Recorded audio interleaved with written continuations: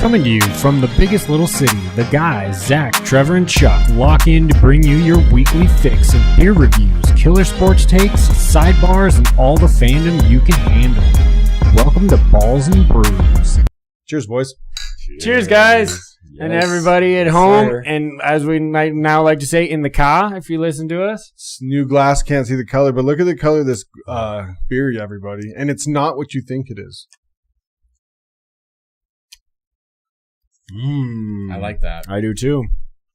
Ooh. Yeah, I know. A lot more. I knew it was going to be. Tell me about it, Charlie. It's a little bit more hoppy than it's called Wookie Jack. Wookie Jack. It's a black rye IPA by our friends at Firestone Walker. Paso Robles, California. 8.3. So you could technically call this an Imperial. Can super neat. Black it also kind of fits the it's cool. It's a big old, is that a dwarf? Well, it's a big dwarf, right? Well, I mean, those ears, he could be an elf. But then he's got a troll, a wizard. Yeah.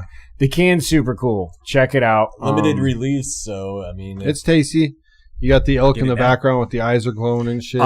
So profile, though, as it does look dark, still absolutely hits you with the hops. Like, you definitely know that it's an IPA. That rye taste you get, like, almost instantly. Sure.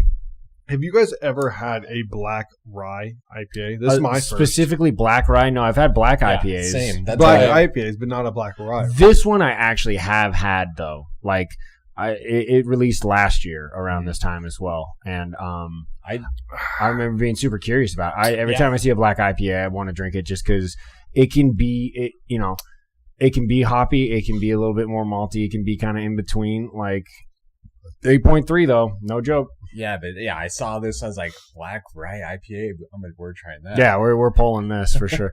I love it when there's nothing better than when something just jumps out at you for the pod. When you're like, this is it. This is that's the one. When we got. I saw it. Oh yeah, because it's also, I've never seen that one because it's also one of like the breweries that we kind of had lately. We just had it. And we've had a couple other great ones from there. That's why I can't. To the Northwest. That's why I can't think of that. So if you can remind us, well, we had to cut it from the pod. Never mind, we cut that first one, dude. It was an embarrassment. It was the only thing we've ever poured out on pod. It must have been bad. Because the way the actual batch itself. It must have been bad. Yeah, it was rotten. Because the next one was actually the apples were rotten without a shadow of a doubt, dude. It was a like decrepit smell, like something was long since past due. It was tough. You guys had anything recently to drink and or eat as of new? Any new restaurants? I've been doing really good, just hunkering down and making food here. I made some killer steaks and asparagus the other night. I did go to Mexcal. Oh yes, I love that I get to bring this up because it was literally the day after we recorded last week. It was Monday, so we go down to Mexcal and I had single best lengua taco I've ever had in my life. I love Mexcal tacos. They just load them too. I love the description of them. They call them avenue tacos and not street tacos because you're like, I'm ordering one taco for $6 or $7. Yeah, because I get the El Paso. The shrimp is just a mountain. It's just a mountain of shrimp with a fucking whop of guac on top, and it is so good. I always have to scrape. You always almost have to eat some of the meat out of the taco. You got to be so specific on how you fold that tortilla. Like it's gotta come all the way out. Like it was awesome. And most of the time they cook the meat just right. Oh dude, the lengua was it was my single. When I tell people that you need to try tongue, that's the exact profile that I want. Yeah, I'm going back to there sooner rather than later for some of that tongue. The only tongue I usually eat was at Santa Fe back in the day. The stew. Yeah, which was very good for sure. The lengua stew that they had. Did you get any margaritas while you're there? I had. Thank you. Great question. I had an excellent Paloma, an absolute top shelf Paloma. Yeah, nice. My pops had the jalapeno margarita. Yeah, but I went with the Paloma and. Dude, 10 out of 10, you guys. Like, it was so nice to have a place knock my socks off. Oh, and another one. I get to bring up another food. I just went to Gordon Ramsay's fish and chips yesterday. Phenomenal. Dude, breading perfect. Fish was incredible. What kind of fish? Whitefish, just your cod, just because, cod whitefish, straightforward fish and Silver chips. Peak tried to do a salmon one and not good. No, yeah, it's all falling apart. And shrimp though, breaded shrimp with it too. That, dude, incredible. Just fall apart. All the meat was cooked. It just another 10 out of 10. Love shrimp. Great tartar sauce, which is absolutely imperative to fish and chips for me. And for beverages, I'm only drinking on Sundays now. Is tartar the white or red sauce? White. You think cocktail sauce is red, tartar is the white sauce. I'm more of a has more of a relish. I'm more of a cocktail sauce person. I only really like cocktail sauce with shrimp. Everything else I pretty much want tartar sauce. Agreed. I would take malt vinegar over the tartar though. I do like I do the malt and lemon too. Yep, I'd rather have lemon. I'd rather have just the lemon. Lemon is great. You don't like tartar sauce very much, huh? Well, not everyone likes that's fine. Sauce. I mean, either. Coming up in the Northwest, bro, I didn't. Okay, so we're going to do a little sidebar in Chuck's history here. Yeah, I'm sorry. Let's go. Coming up in Washington, ranch wasn't a thing. Tartar sauce was. Well, that's what even Josh said coming from Fresno. So having fries with tartar sauce was just the complete norm, right? So when I come down here, and I go like out to somewhere and I'm like, hey, can I get a side of tartar sauce with the fries? And they're like, you mean ranch? It's like, what? No, not tartar sauce. And like, I got looked at really weird. I didn't realize how much of a Northwest thing that really was. Yeah. Until I came down here. And ranch obviously is like I've adjusted to ranch. Because even Josh came from Fresno and he comes in, he says he came in and guys are like dipping their pizza in ranch. He goes, what the fuck are you guys doing? Sure. And that's just Fresno. That's not like ranch here. I don't know why ranch in Nevada is so big, but ranch in Nevada, I think, is bigger than ranch in like it's spread now, but like ranch for some reason here is so big. And I don't really know why. If you know why, but people comment down below. Yeah, let's hear from you. But no, I do. I'll dip like maybe one. So if I'm having like a fish and chips, I might have one dip out of all the dips of the one like fish piece in tartar. But most of the time I'm dipping it in I'm all stuff. All tartar, for sure. Go to. And then today, beer-wise, cracked into a throwback. Shout out to Imbibe, rest in peace. My pops had some bottles buried back in his fridge. Nice. 2023 Jarbridge, which is a rye barrel-aged strong ale that came out at 14.5. I believe we've had a version of it on pod. Boozy. Barrel up front. Packed, it hit you right in the nose and right in the mouth. Like it was not joking around. You. Yeah, it was. We only drank one. We only split one, and that was my only beer. Like I said, my goal now moving forward, boys, is just to be drinking on Sunday. So I'm trying not to do the during the week or even like Friday, Saturday, just Sunday beers, which sounds kind of funny and counterproductive, but that's where I'm at. Because I got to drink for the pod. We have a podcast about beer. I'm not going to let the fans down. This is for you. I'm drinking for you guys. What about you, Chuck? Been doing a lot of stuff at home, so just slowly cracking down on that tequila reserve that I've built up. More on the flavored ones, or more of just the straight up like reps and some reposado. I haven't dug into my añejo yet. Okay, all right, saving the good stuff. Pretty much finished off the flavored ones, other than like the coffee and then the those go down too easy. They go down too easy. One's more of like a mixer than anything else. Okay.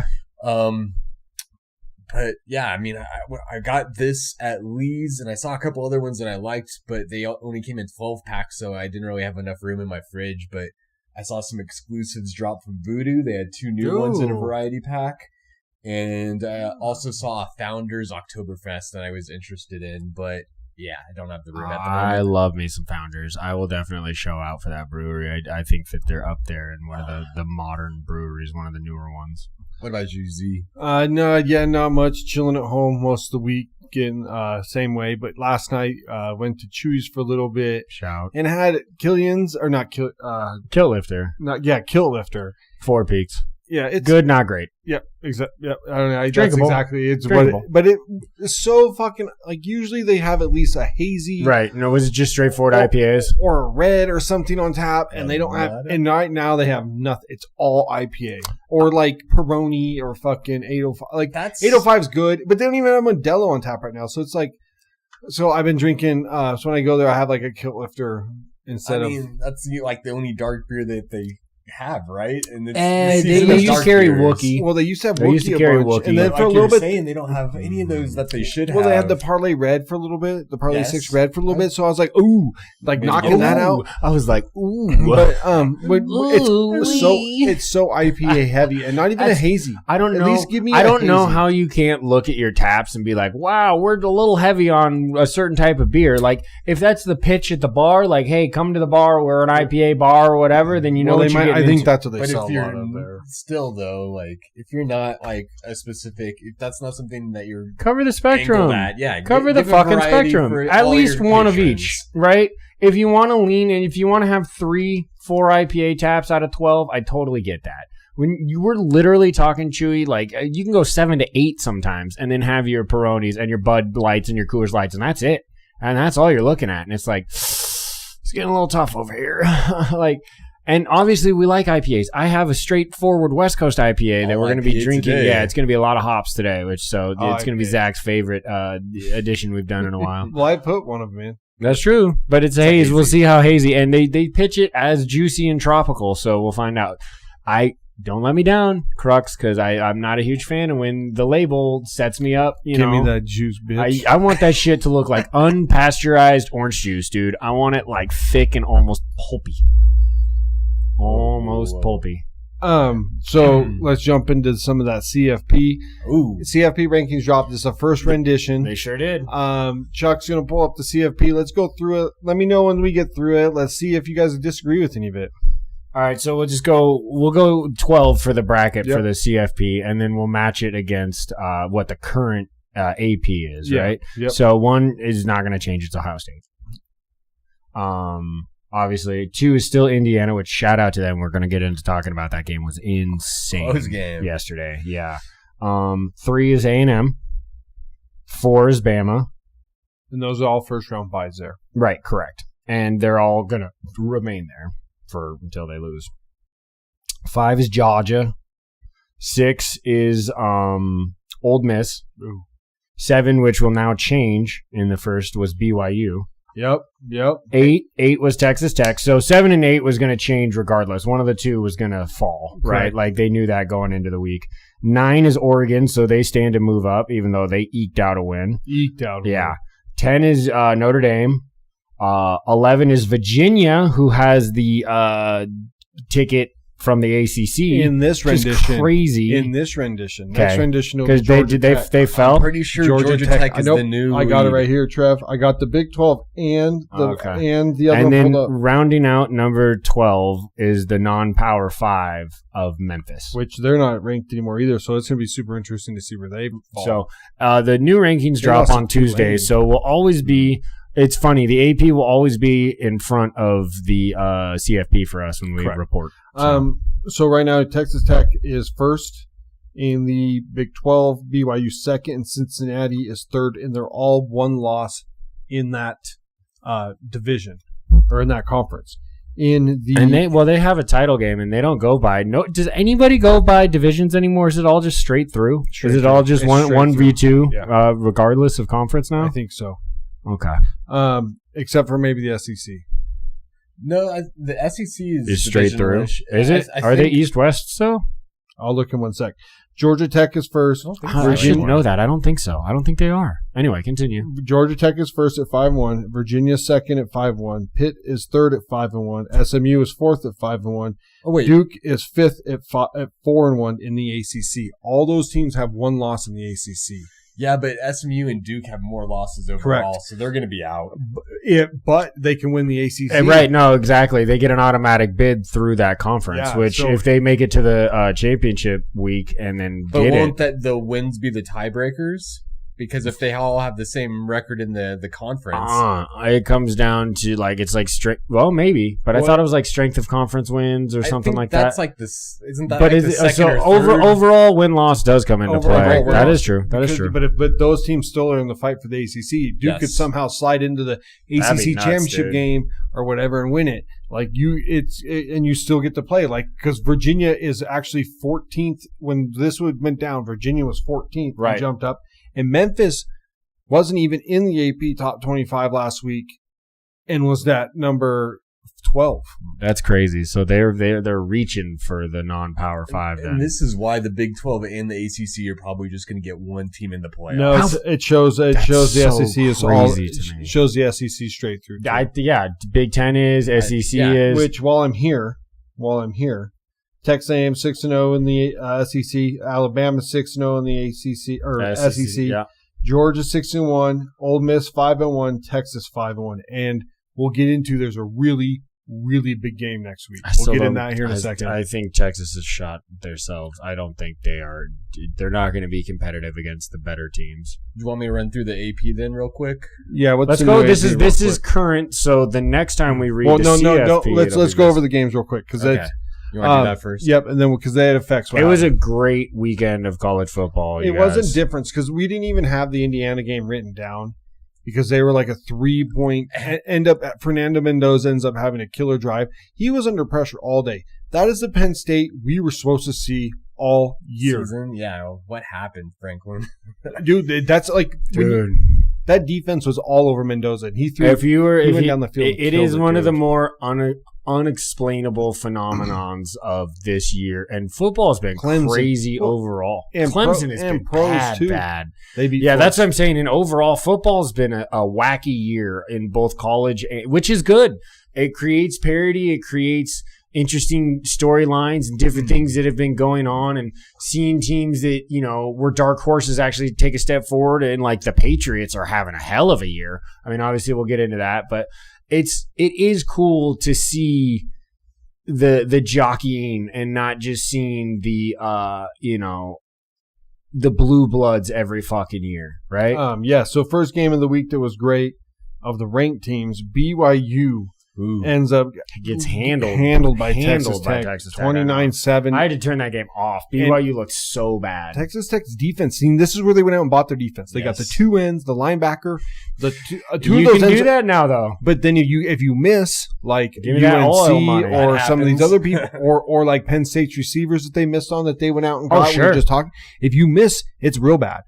But you only get 1 year, isn't it? Each is NIL just per year? Is it just what? Okay, so then you can these guys are all going to sign these guys or whatever. These Texas Tech dudes are all going to the draft. Probably right. The two ends that wreaked havoc yesterday are going probably in the first round. The linebacker, he's probably going in the second round. There's a premium on that position, obviously. But he's going in the second round. The kid that did the Heisman pose, Rodriguez. Yeah. So he's going in the second round. So Texas Tech, but the crazy thing is they lose Arizona State when Sam Levitt's like on the field. So it's such a weird year. So Texas Tech right now takes over, but a huge win. Yeah, no, that one will pretty much decide like that. It kind of seals BYU's fate in conference, as it were, right there. Maybe, but you got to come out and win every week. Look at what we're going to talk about in a little bit here. Sure. Next big game of the week, Texas A&M completely confirms they're the number 3, if not a higher seed, by demolishing Missouri 38-17. That Texas A&M team, guys, they are the real deal, I believe. I can't wait to see them play a Bama or a Georgia soon in that title game. Texas A&M, real deal. Look out. That Reed kid. It finally looks like that team came around. They spent so much money in this program, and it's over just several years disappointed for the last couple years in the SEC, and now it's finally just looks like we thought it would or sooner. Because look at all the draft picks that still came out of Texas infested waters, dude. It is so hard to get good in that league. There is so much going on in the SEC year by year, dude. And like you have some of the best programs in the nation in that conference. Like Big Ten too? Sure. But the Big Ten's so fucking top heavy. Correct. The SEC has 10 teams before Big Ten has 5. Because the next SEC. I disagree. I mean, I agree that the SEC is a better conference overall, but I don't think it's that big of a discrepancy between the two. You look at teams like USC and Wolverines. I think that SEC they are an absolute traditional blue blood. I'll give you that. I think the SEC has a bigger range up top. You do have Ohio State and Indiana up there, but I think that the Big Ten has more of the bottom ranked teams compared to the SEC. SEC is really all here, and then not a lot of like those, bottom heavy teams where you have a lot of the Big Ten, which it could be, either way, but I think that the SEC is way more top heavy. Like I think they have like. The SEC is more top. SEC is more top heavy. We can look in the rankings. I don't think Oregon can hang with some like Bama. I think if you go deeper into the SEC with teams like Missouri, with teams like when they play well, South Carolina, when like those teams, those are the ones. Texas that I'm speaking on versus like in the Big Ten, you have Ohio State, Indiana, who's been very recent. Michigan is kind of taking a step back. USC is still that's what I said. You're leaving Oregon out though, right? And they're not having an year. They've escaped a couple of games. Penn State's definitely down, right? But they've been good. But Wisconsin sucks. They're blue blood. They beat my Huskies. I watched that game on the Big Ten Network. It was so ugly, so and ugly. to talk about that division, LSU ends up going to Bama, losing 9-20. Just another loss. Garrett Nussmeier gets benched in the game. Crazy. Dude, what is that was my Heisman What's take. Happened to his that was my Heisman take. I don't have him. So, I'll do it here. I was going to do it when I got to the next week's games. I'll have a sidebar here with you. Let's get it. I tried this weekend because I was able to sit down and do this. I tried to watch Mendoza, Moore, Ty play. So I go and watch those guys, and two of them have comebacks. Ty looks good. Ty's I still think that he's maybe a more athletic Mac Jones. But his ball placement's amazing. I just don't know how big his arm is, right? You see it with Mendoza, the big arm. He's not quite as mobile as Dante, but is Dante's accuracy as good as Mendoza's? But then you start looking, who's for? I want to, Lenore Sellers, he's got all the attributes. He's this kid. Why aren't we putting Jaden Mayave at 4 for USC with another good game where he ends up having all these yards? Why isn't he instead of the 8th quarterback? I think it's his measurables. No, he's just as big as these guys. Well, I think Sellers is totally overrated at this point. He's too raw. He should come back to college. He's too raw. He should absolutely come back to college. You're gonna fall in love with that prospect. That just if Anthony you're Richardson one of those much. teams, I'm sorry, exactly. I don't want to put that aura out there, but brother, like, why not? You can get paid in college, and you don't have to hide it. You can still make $8 million next year, and go hire a quarterback coach. Dude, go hire Jesse Palmer, and improve your draft stock immediately. Who's the other one that's always doing the quarterback? Jesse Carson's brother, but then you have the other brother, Rodgers. Aaron Rodgers' brother does some of that shit. Go hire one of these dudes to start working on your footwork. If you can't hit a fucking running back coming out of the backfield in the flat, I don't want you on my team. Well, sure, but I think the overall fact of the matter is, and we've spoken on this in like 2 or 3 pods now consecutively, and if you are not a 1 or a 2, go back to fucking school. Even if you have to downgrade, and maybe the SEC school doesn't want to give you a contract, but a Big Ten one or an ACC one will, or Big 12 or somebody. Take $4 or $5 million, put out that last year good tape, and then go into the combine with momentum. Not like, this guy's got all the tricks in the bag, but he didn't pull them out. Like Drew Allard, bro. Like that guy's stock is going to be shat. Well, he's gonna have a heart.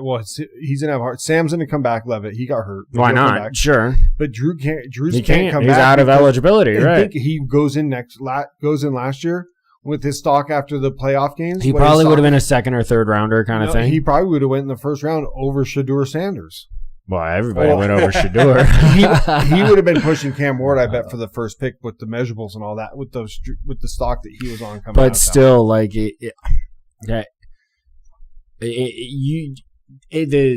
it favors the students now. The scenario or the layout favors the students now because the schools want to always at least put out to their boosters or to the fans or to the students, see, look, we tried. Even if they fail, but you're going out and signing guys, right, that you think are going to make your team better, you at least get to say we tried. And you get to get that money. Last matchup. Get that money. Well, I just wanted to bring it up because we're always talking about Lenore Sells at 4. If you start looking at your quarterbacks, I was hoping he was going to ball too. I was hoping he was going to prove the haters wrong. Really look at like who else there is. The kid from Cincy gets a little bit of love. Mater, I still don't know what to think of him. I've watched some of his games. And the last game I want to talk about because we were talking about quarterbacks. Oregon 9. Going into Iowa 20, escapes with 19 to 18 wins. Moore, I know it was really wet, but Moore didn't necessarily shell out either. Like So start looking at that because I know we've talking about some draft picks, but yeah, take a look at that.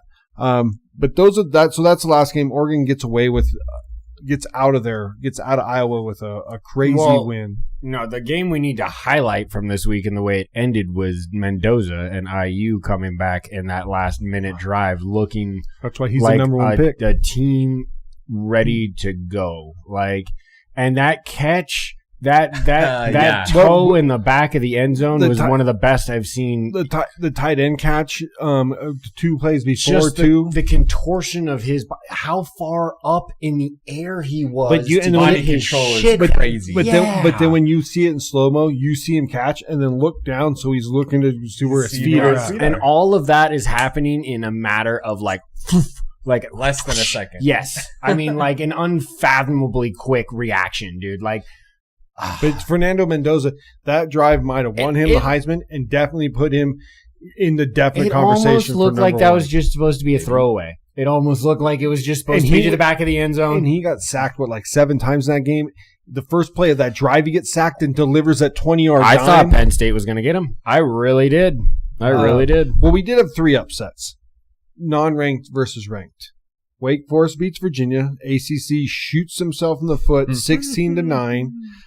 Cal, again, goes in and beats Louisville, 29-26. Had a chance, Louisville. Yeah, dude. They had some steam coming in, too, and that's a shat the bed game. Yeah. And sorry, Charlie. This one doesn't hurt so Washington bad, goes into Wisconsin and loses 10-13. It was ugly. It was such an ugly game. And, Wisconsin hadn't won a conference game in 11 attempts. And they've been bad. Yeah, they've been bad. And we couldn't even capitalize on that. They did come out and say that Fickle is staying for next year. Okay. Well, I mean, I don't think the fans are happy about that, but there's a lot of teams ahead of them in that line for coaches, and I don't know if it's really worth paying what it would cost to get rid of him to bring somebody else in. That's probably not going to be any better, at least the first season.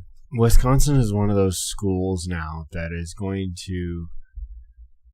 They better figure it out, man. They're going. Well, it's jumping. That's what I'm saying, and it's not like they're kind of an old school team, more of a traditional. But now Iowa's starting to be that other team in that division. Remember, it was always kind of Wisconsin always would fight. That's what I'm saying. Iowa's kind of taken over. Yeah, no, Wisconsin hasn't really been able to get the juice. Which speaking of Badgers, fucking Jonathan fucking Taylor, dude. Good Lord. We need to have a discussion about how the MVP is voted. Well, we'll get into the second segment. Well, no, that's what we need to save for next week. The mid-seasons? Yeah, because okay. I have there's some foreshadowing there for you. He might be on my top 3. He fucking should be. He should be in everybody's top 3. All right, sorry, but that's a sidebar within a sidebar within an inside joke. Next we got some games. Will you update some of these? Is Iowa ranked, Trev, going into this next week? They should be. They are not. Really? Because they lost. I'm sorry. That's right. They did lose to Oregon by 1. So I thought that it was going to be Iowa at SC. What did SC? Did SC move? Or are they still 19? SC is at 17 in the AP. So get up to a little bit. Notre Dame number 10 at Pitt. This is a huge game for Pitt. It is, and it's a big game for Notre Dame because Notre Dame has to win out. They do. If they lose one game, they're toast. Out. Oh yeah, toast. Oh, yeah. And my thing, they would be the one team that was in the CFP that I would, because your one big win is USC. You have 2 good losses, but there's other teams behind you. I think Texas has bigger wins. That's what I was going to ask is, would you rather see Notre Dame or another SEC school get into the playoffs? Well, I want Notre Dame to get in, but they can't. They got to win out. If you lose one more, you're out. If they win out, they're going to be in. Do you think any 3-loss team will find their way in? No, I think they'll figure out a way not to let it happen. Okay. Agreed. Okay. But then that speaks to the quality of the 12 teams that in theory should make it. Outside of potentially the non-Power 5, because your hand's going to be forced there. Right now, Texas Tech looks really good, but the ACC is kind of fucking fumbling the football here, boys. Well, Texas Tech plays in the Big 12. No, I'm saying as your team, as your lower conferences. Yeah, no, the ACC might very well they're going to get one. That's nuts. And it might be nuts. Which sucks. It might be one out of the 12. So then you have another team that's in the 12 that's not going to make it. Yeah, of course. Yeah. No, that's 1,000% what's going to happen this year. Right, and right now it's So we have the last 2 games are huge. Number 12 OU at Alabama. Oh yeah, that is good. That is that 4v12. This is a Ty Simpson-Mater game. What's OU's defense got? Can OU finally do something in the SEC? I still forget that OU moved to the SEC. Bama and Texas. Can Bama get this win and keep on this roll where they kind of had a close game with? I mean, they didn't blow LSU out 20-9. It's crazy to think that only was it like 5 years ago they were in the SEC. 3 years ago, it wasn't even. They that were long. in the Big 12. Big 12. I'm so sorry. They were in the SEC now. That's what I meant. Got you. Like that's crazy to me, dude. It's just the movement of college football the last couple of years. Nuts. Second big game. Okay. Number 11 Texas at number 5 Georgia. Wow. Is that what they're both ranked right now? This is what I wrote down before the AP came out. Or did Texas move up to 10? Is it 10-5 now? So in the AP, Texas is at 10 now. Georgia is at 5. That doesn't change. Dude, 10 at 5. Is OU at 12? Or is OU at 11? Actually, OU's at 11 in the AP. BYU fell to 12 in the AP. So, dude, OU and Texas going into hostile territories, both for huge SEC wins. Wow. Because if Texas beats Georgia, Georgia now has 2 losses. And how far do they fall? Now, Texas now has a huge fucking win. Yep. How far do they jump? OU, we don't think OU's going to win, but we've seen crazier shit. OU wins. Does Alabama's going to fall to 8? OU jumps up into the top 8? I mean, it's going to be fucking nuts. It can get quite messy. Oh, yeah, the SEC is, that's they're going to find a way. They cannibalize each other like the Big 12? Well, they have to. They have to. There's just too many good teams. You're going to take an L more often than not. If Georgia starts out slow and Texas gets up, can they come back on a Texas team like they've come back on some of these other teams like a Vanderbilt? If Georgia gets up, No, I'm saying if Texas gets up because Georgia's come back a lot. Yes, then Georgia still can. Yes. I'm a firm believer in Kirby Smart. I think that you said that a lot. I think they're not out of games until they're truly out of games. I think that third loss could be the deal breaker. Oh, I don't disagree with that. You're on the razor's edge if you get that third loss. You keep those 2 losses or less, then you're pretty much golden for a lot of these teams. I'm ready for another beer. But if Georgia gets their second loss right, and if Texas beats Georgia, I don't know if OU's beating Alabama. I think Texas has a shot to beat Georgia. If Texas beats Georgia, that is going to. Why couldn't OU beat Alabama? They have a good enough team. I don't know if that offense is good enough against the Bama defense. The OU defense is good enough against the Bama offense. I don't know how well that OU offense is. That Bama defense is really starting to play pretty well. I don't disagree.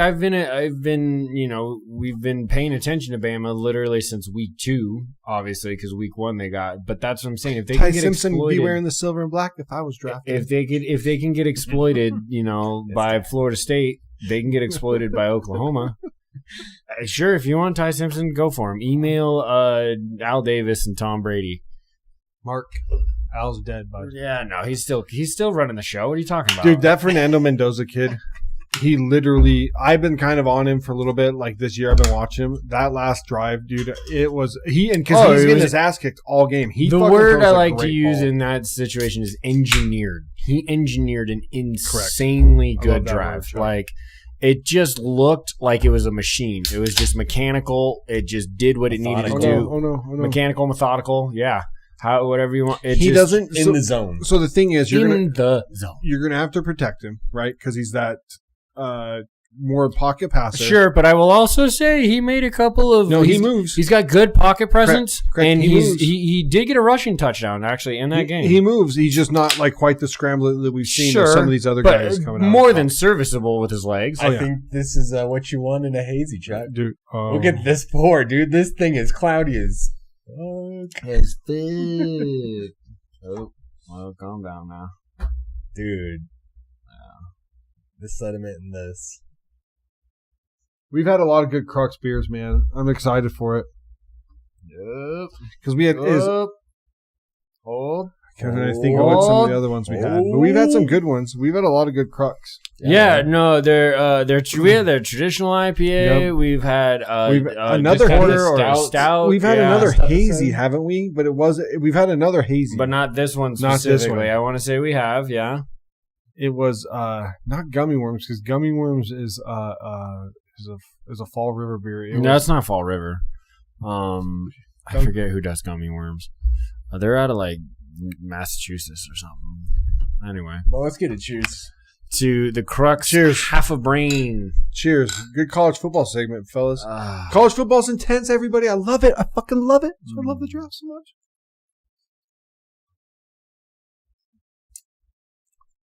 Oh my God. Dude, Delicious. that's so good. That's it right there, boys. That is so good. The mouthfeel. You definitely get the pineapple. The tropical. This is a juicy IPA. Half a brain. Do you get any coconut? Nah. I get the pineapple for sure. Yeah, definitely the pineapple, the coconut. Sorry. Yes. Sorry, Trev named it Half a Brain Hazy IPA. It's made by Crux. It's a 7%er. Give us the rundown, baby. Yeah, it's got the brain on the can with the lemon and the straw with the umbrella. Check it out. It'll be up on X and Instagram. It's a cool can. I think the other Crux cans kind of look cool too. They're not the tall guys, they're only the 12s. It says, which is nice. It's the first time in a while we've just been drinking 12ers. It's how we got through the first beer so quickly. It says it's hints of pineapple, coconut, and lime. I get stone fruit.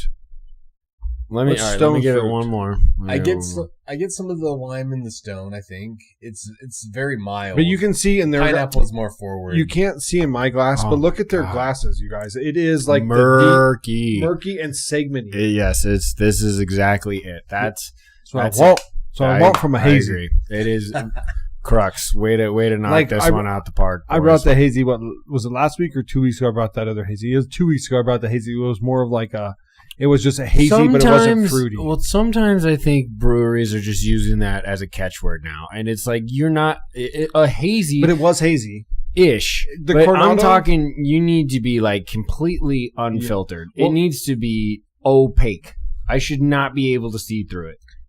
Yeah, this is a juice. Been doing that since the dawn of time. Of course, yes, but I will tell you, we will tell you as beer aficionados that don't fall for the lies. But it sucks when you read it. To help. Yeah, we are, bro. We have sampled it. I love you guys. Go back through our X and Instagram feeds, please. You will find some beers that you have never seen before. The mouthfeel on this one is incredible. Really good. It's incredible. It's a really good beer. It is what I want in a hazy. But yeah, I think you guys can do yourselves a favor and go back through our pictures and see some of our old pods, and those beers are we've sampled so many, and only one have we ever poured down the fucking drain. It was bad though. It wasn't because you know what? We gave him a shot. I believe it was intended. It was rotten. Yeah, it wasn't bad. It was rotten. It's the only segment we've ever cut. So let's jump into some NBA news or some NBA talk. So the games have been great. I don't really have any scores. Watch it. It's been fun. There's been dudes putting up points. Luka's looking good. Dude, I watched it. My Lakers, I don't want to get into it. No. Come on. We're in the NBA talk. Come on, Laker man. Now's the time. Yeah. Can you imagine? Give me some fire. Can you imagine if, what's his name? I'm not even wanting to say it wasn't on the team. He who is not who should not be named. And we have 50. And we have $53 more million to put into the team that is now. They lost the other night. Is now 8-3, I think, and looks good. The Jake Rivera pickup, I thought he was going to be good, but he's been good. You need to look at it the other way. Is when he comes back, look at what he's going to be able to propel you to do. I don't know if he's going to push us that much higher. He's going to get us the wins. But could you imagine two more other players on that team right now? Another wing, another bench player that comes off, like another starting center. If playing out of his mind. Honestly, the way that they've looked without LeBron, I might even consider limiting LeBron's minutes. That's what I'm saying. Marcus Smart has done the stuff. Keep him fresh. He's old. He's an old man.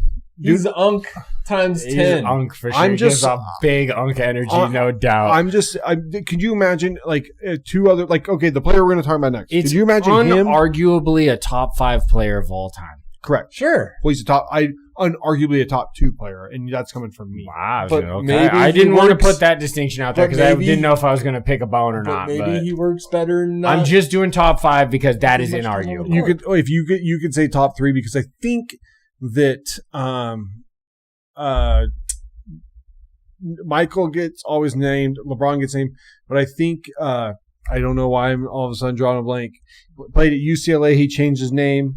Kareem Abdul-Jabbar? Yes, thank you. How do you forget that name? Lou Alcindor? I was thinking of Lou Alcindor. Well, you could have said that too. Then it made me blank on Kareem. Because he played his first 2 years under Lou Alcindor, and he changed his name once he was already in the league. Yeah, I think that he gets missed. Association, I guess. I think he gets missed as one of the greatest players of all time because I don't think he does. He generally gets put in the top 5. Yes, but I think he doesn't get mentioned at 1 when he could be mentioned at 1 pretty easily with.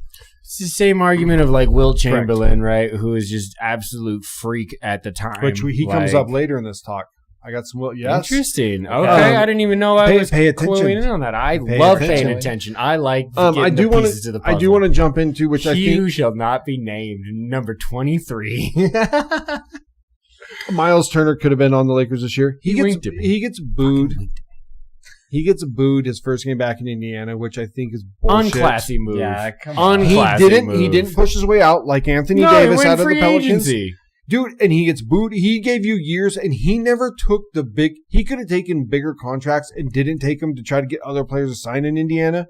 And then he took you a long way. I think it was also simply because of the team he signed with, because the heat has been real between. That's what I'm saying. Between the Bucks and the Pacers, it's been hot between those two teams the last couple of 3, 4, 5 years. You're right, but dude, it is not. I think it honestly has more to do with the team that he went to and less that he left. I think if he would have left and gone to the Lakers, the middle of nowhere, or even just New York or Houston, or something that there was no beef between the team. Well, New York and the Pacers have beef. Okay, Orlando or something like that, right? Yeah. Next topic, next NBA topic I want to talk about, which I think this is. We talked about him last week. I think this is. If I was them, I would get rid of him. I would be all on Jaren Jackson. Is Ja Morant done as a Grizzly? And if you're a team, would you take him? And you think that he can't be done as a Grizzly. You can't cut him. And can you trade him if you're if you're a Grizzly owner? The only way to move off of his contract. If you're a Grizzly owner, are you trading him? Chuck, go. Trev, go. I get the pain that he is. I probably don't trade him. I don't know if you can really get a great value. You want him on your team? No, I don't want him on my team. I'm happy he's on the Grizzlies. Well, I'm a man. No, I'm saying if you're a Grizzly, I'm a man without a team. So I would love to start a franchise with Ja Morant. Throw him up to Seattle. We'll grab 4 other fucking nobodies and see what we can do. If you're a Grizzly owner, are you trying to trade him, and do you want him as your dude? Oh man, okay. Are you trying to trade him? Sure, but the phone's not ringing off the hook for him. And like Trevor said, the get back on investment is going to be minimal at this point because his stock is plummeting. And unfortunately, he's the best team. He's the best guy on your team, and I don't know about that. I don't know. Jaren Jackson's pretty good. I don't disagree with that. He is a great player, but it sucks that the guy. It's the pouty face. It's the boo-hoo me. It's like when it's going good, I'm smiles and I'm all happy and we're chilling and I'm an all-star and blah, blah, blah. And then when shit hits the skids, instead of being able to be the emotional, withstand in the locker room, you take it straight up your caboose and you get all butthurt. And everybody's against me. Exactly. Rather than being the team, we need to rally. I'm the dude. Follow me. I'm going to show you. Put it on my back. Let's get it done. It's the, oh, my God, the cameras are on me, and I'm sorry. It sucks, and you guys suck for sucking, and suck. And it's just like, I don't want to hear that shit. You're making $90 million fucking dollars a year. Play some goddamn basketball and be good at it. That's what you're supposed to. Yeah, and you can. You totally can, but he wants to play like the Cartman card. I know that he's the victim, even though he's playing the victim. He is, That's even who though he's he far is. from I'm it. the victim. He's the villain. Are you the victim? Yeah. Oh, stock. You're your own victim. But his stats are doing the same thing, though. But you can't move it right because his motivation. But it's not like he's gotten better from what he was as rookie. So he came in as a driver and getting points in the lane. Yeah, that's still what he does. He still doesn't shoot worth shit. No. His 3-point percentage and his field goal percentage have slowly dipped every year. Sure. You can't have a guard that does that. Why am I going to have you? Exactly. Why do I want you on my team? You don't want him on your team because you can't trade him. It's just there's no value. Let's be honest about this as well. At one point, even though he was a very one-sided player, he was what was considered a superstar. He drew eyes. Could have been. He got tickets. Well, he was. He's not now. He had about a 1.5 year run where he was arguably bumping up towards face of the league kind of thing. He was fucking everywhere. He had I don't know if I'd be about a 1.5 years. He had about a year run where he was. But either way, he did have superstar momentum, and yes, he had that momentum. But a lot of that also was projection. If you can continue to grow, and he didn't same grow thing as happened a player. with Anthony Edwards. We'll see. As this year wears on, can Ant find a fucking middle game? He's kind of almost, and he needs to play better defense. Well, I think he locks in the playoffs. I don't know how hard Ant is working in the offseason at the beginning of the season. He gets a little fluffy. I don't think he's coming in Kobe and Michael shape. I just bought some AE ones, dude. If you're gonna try to be around those two dudes or be in that same juncture, you better come in shape. And I don't know how many of these guys. I honestly don't know how many of these guys are coming in shape. We know all the spotlight's been on Luka. It blows my mind. Other than a LeBron, which I'll never take away from what he's on the court as a player. What he's done for his body, and there's other guys the same way. But I don't know how many of these other people are coming in complete shape. Kobe, Michael came in as young kids in complete shape. Having that competitor mentality where they're really trying to be the best, or are they coasting on what they've already done? We know Anthony Davis did it for years. We know that other guys have done it for years. That they take the off season and they're off. It's an off. Season. It's not like a 2 or 3 week trip with your family. And shout out to Steph Curry in the sense of he's put on nothing but size and strength and agility over his 12, 13, 14 years. How long has he been in the league now? 14, 15? And where's he at? Apparent some shit like that. In his off ball play. Correct. You get that kind of play. You can't run around the court like that. You can't chase Steph Curry. It is tiring to watch him play basketball. Sometimes I break a sweat. I'm like, oh my Lord, dude. He's around over here, around the screen, down in the lane, around the lane, down by the baseline, up back towards the 3, hang out for a second, move, get the ball, dribble, pass. Nuts. Or just get the ball, shot 3, walk down to the other side of the court. Right. But how many other dudes are other than those guys that we've named, how many other guys are coming in? Is Ant incomplete? You know what I want to shout out? Wemby is starting to put on that NBA weight, finally. He's done what KD never fucking did. And that's what can Chet do the same thing. He needs to bad. He needs to put on another. And I know it's hard across a 7'1" frame to add fucking true muscle and weight. That is hard to do. But I mean, he look what he did last year when they were healthy, and now because the first year he was hurt, right? They were good, and then he comes back a little hurt and last year. They win an NBA Finals, right? If Chet puts on weight too, dude, you are fucking right there too, man. And Oklahoma's looks real good. I got a stat with them later. Never real good. Never heard of them. Next one, we've been keeping an eye on this shit. Or I've been keeping an eye on it. Heavily. I'm all over the court case shit. 11. Aspiration investors. Hey, check it out. Oh, good job. Good job. It's my motherfucker right here, dude. Steve Ballmer in the suit says that they used that money to basically pay Kawhi the other money. Yeah, no, they did. So, you guys, it's right here. I mean, the NBA's got another bad look going on. This, I think, I almost think that this case is worse than the gambling case because some of that stuff's off. You can't really them not getting what's his name, Rozier out of the league. That doesn't look good. I think this looks worse for the NBA than the gambling because the poker stuff, that's just guys that are out there. I think this is more of what they're doing and how much else. Chauncey's racket is CIA, FBI. I guess he's a coach. He's a coach, dude. That's a completely different situation there. But rigging games or pulling yourself out of games. But this is how much else is going to come from honestly, this? Does Brunson get signed like honestly, this? I'm not. it was shady, and it's not the way to do it. And I get what Ballmer was trying to do, but like it to me is less. Yeah, but then you're asterisk sinful. But what happens against the NBA? What happens if you would have won? Oh, that's true. But we don't look at it because look at it different because correct. Of that, we're not looking at it because the Clippers didn't win. Sure. What happens if you won? We gave Jalen Brunson all this credit for taking less of a contract. Okay. Then all these things came out when this came out. Did he have the same thing? Nothing's come out yet. Well, what happens if like other players have now done this too? And what happens if one of those players is a winner? Well, and now you won because you took it's more just money. like anything where if somebody's doing it, it ain't just one. It ain't just Kawhi. Right. There ain't no fucking way. Like, it ain't just one. Maybe. He's the biggest profile. No way.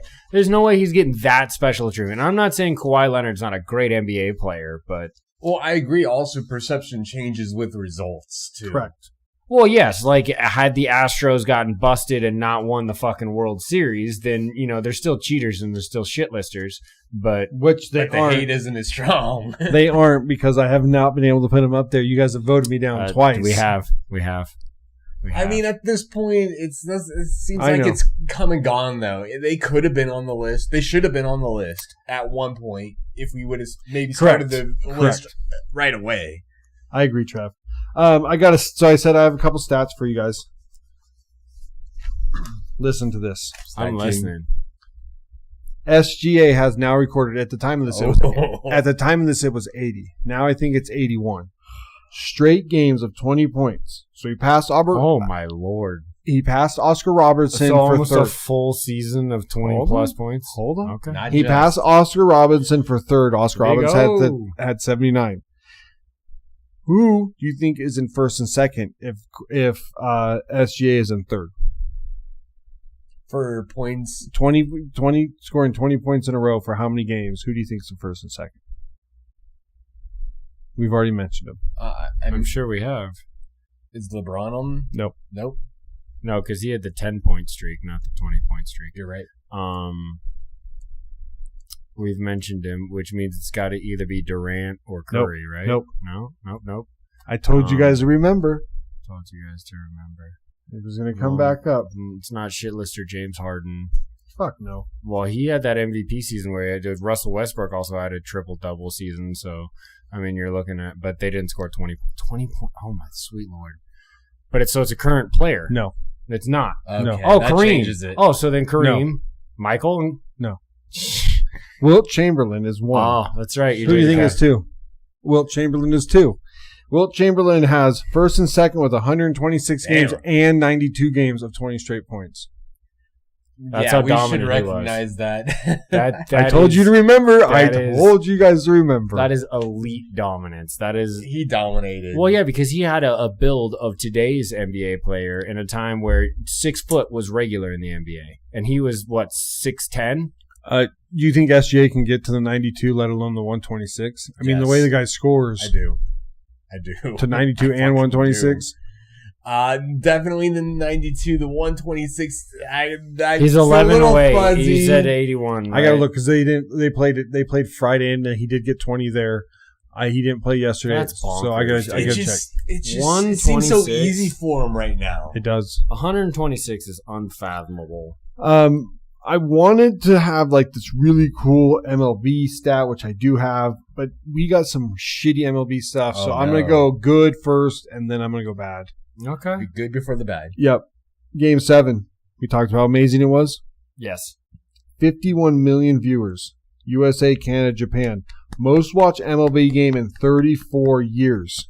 Which means Game 7 of the 1991 World Series would have been 34 years ago. Okay. It was the Twins versus the Braves. Okay. Twins won 1-0 in a walk-off hit in the 10th inning.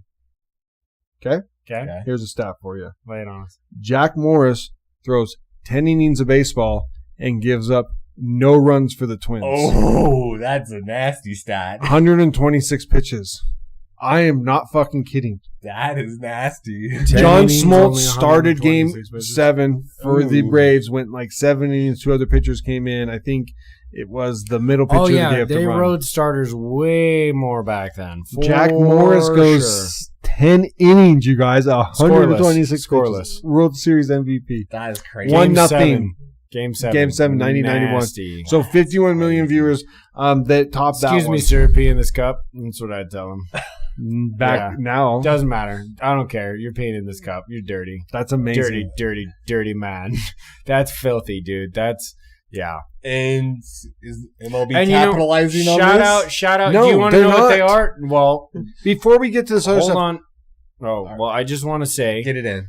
Well, what was cool for the MLB was that because of Japan, because a lot of the representation from Shohei and Yakamoto. Yeah, and, they got a lot this World Series. Right. And then Canada being super interested because of the Toronto Blue Jays. So a whole nation's pulling for one team. And then you had obviously your U.S. It was like technically the dream matchup for those numbers. That's like Correct. 3 separate countries. 2 of them normally wouldn't give too much of a shit about the World Series unless it laid out that way. The only thing that maybe ever beats that is if it's Yankees, Dodgers, Judge versus Shohei, which last year it was, but it didn't get to a Game 7. It only got to Game 5 or whatever. The Dodgers whacked the Yankees. That's the only thing that maybe beats is a Yankees Dodgers. And also we need to mention it rewrote the stat for most innings played through a World Series, like with 84, wasn't it? Something like that. Oh my dude, incredible. We're not going to go over it. Shouts to Cal, Raleigh, Nick Kurtz for Silver Slugger Awards. Whoop, whoop. Matty O my guy Matty O for the Braves got a Gold Glove. Hey. Look him up. Trev got a Gold Glove at pitcher with Webb and at catcher. Webb. So Bailey's, that's the second in a row Gold Glove for your catcher too. So look him up. But the MLB still, what did we watch the World Series a week ago and we still don't know who the MVP and shit is? You are missing the mark. The next story I'm about to read is going to hit even harder, but you are missing the mark with this shit. Missing it. Give it to me while your season's going on, dude. Let me know. Those votes are in. Everything's been tallied. Let me know. Viewership. Why can't we be talking about this in the playoffs? You just had the best viewership of your finals that you've had in a long time. We're letting that juice go. You should have been releasing the Gold Glove and Silver Sluggers during like the wild card round or the division round and then releasing everything else. So there's a build-up. So you can be giving these guys love.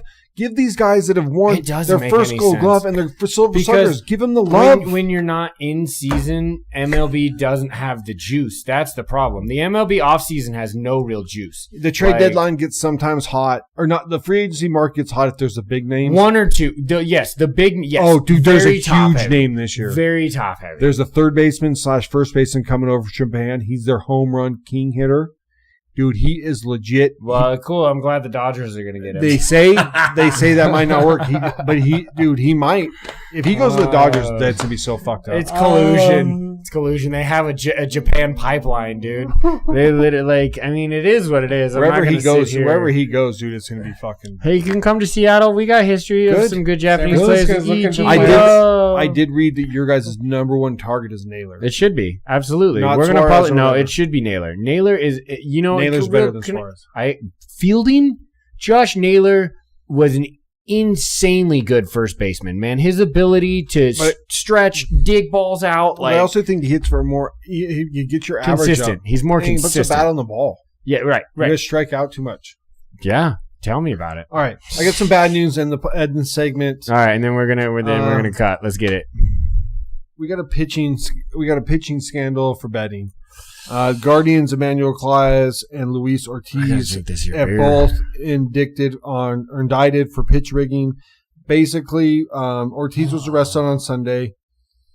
Basically, what they did is they said how many pitches they were going to throw, and people have won thousands of dollars off it. It's already been caught. They have the stuff.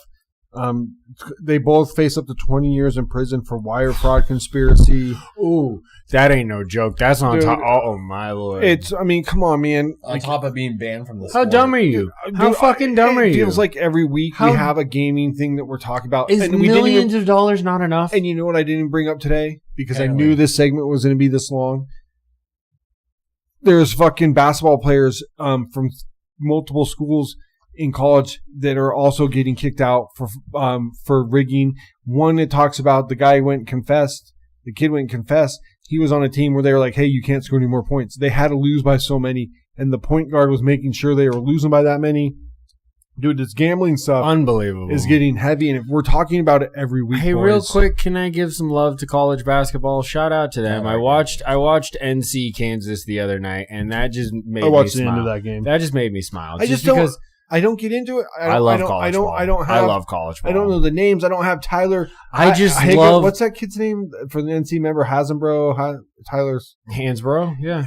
You don't have those names in college basketball anymore. I don't have anything to grab onto. I just see freshmen and freshmen and freshmen and freshmen. I just like the game. It's like, you know how much you love the college football game for the game itself. I know that you obviously invest in the players. I love the college game. It's just a little bit more frantic and a little bit more chaotic and a little bit like less plays drawn up and just like who's got the dudes to get shit done. I don't know. I think some college basketball looks like crappy basketball. I can also see that too. I can absolutely also see that too. I like the little kind of living on the edge thing. We're going to take a break, come back with trade deadline, quarterbacks as always because they do rule the world, and Trev's top 10. Welcome back to Balls and Brews. Cheers, boys. Welcome back, everybody. Welcome. We're not have the iPad up tonight because the game was 3-5. Yeah. What a primetime game. It was 3-2 when we turned it on. Correct. Ooh. Wow, that's really good. Interesting. It does something different at the end. Yeah. This isn't like a West Coast IPA I've ever had. There is a lot of different flavors going on here. What color is it in your guys' glasses?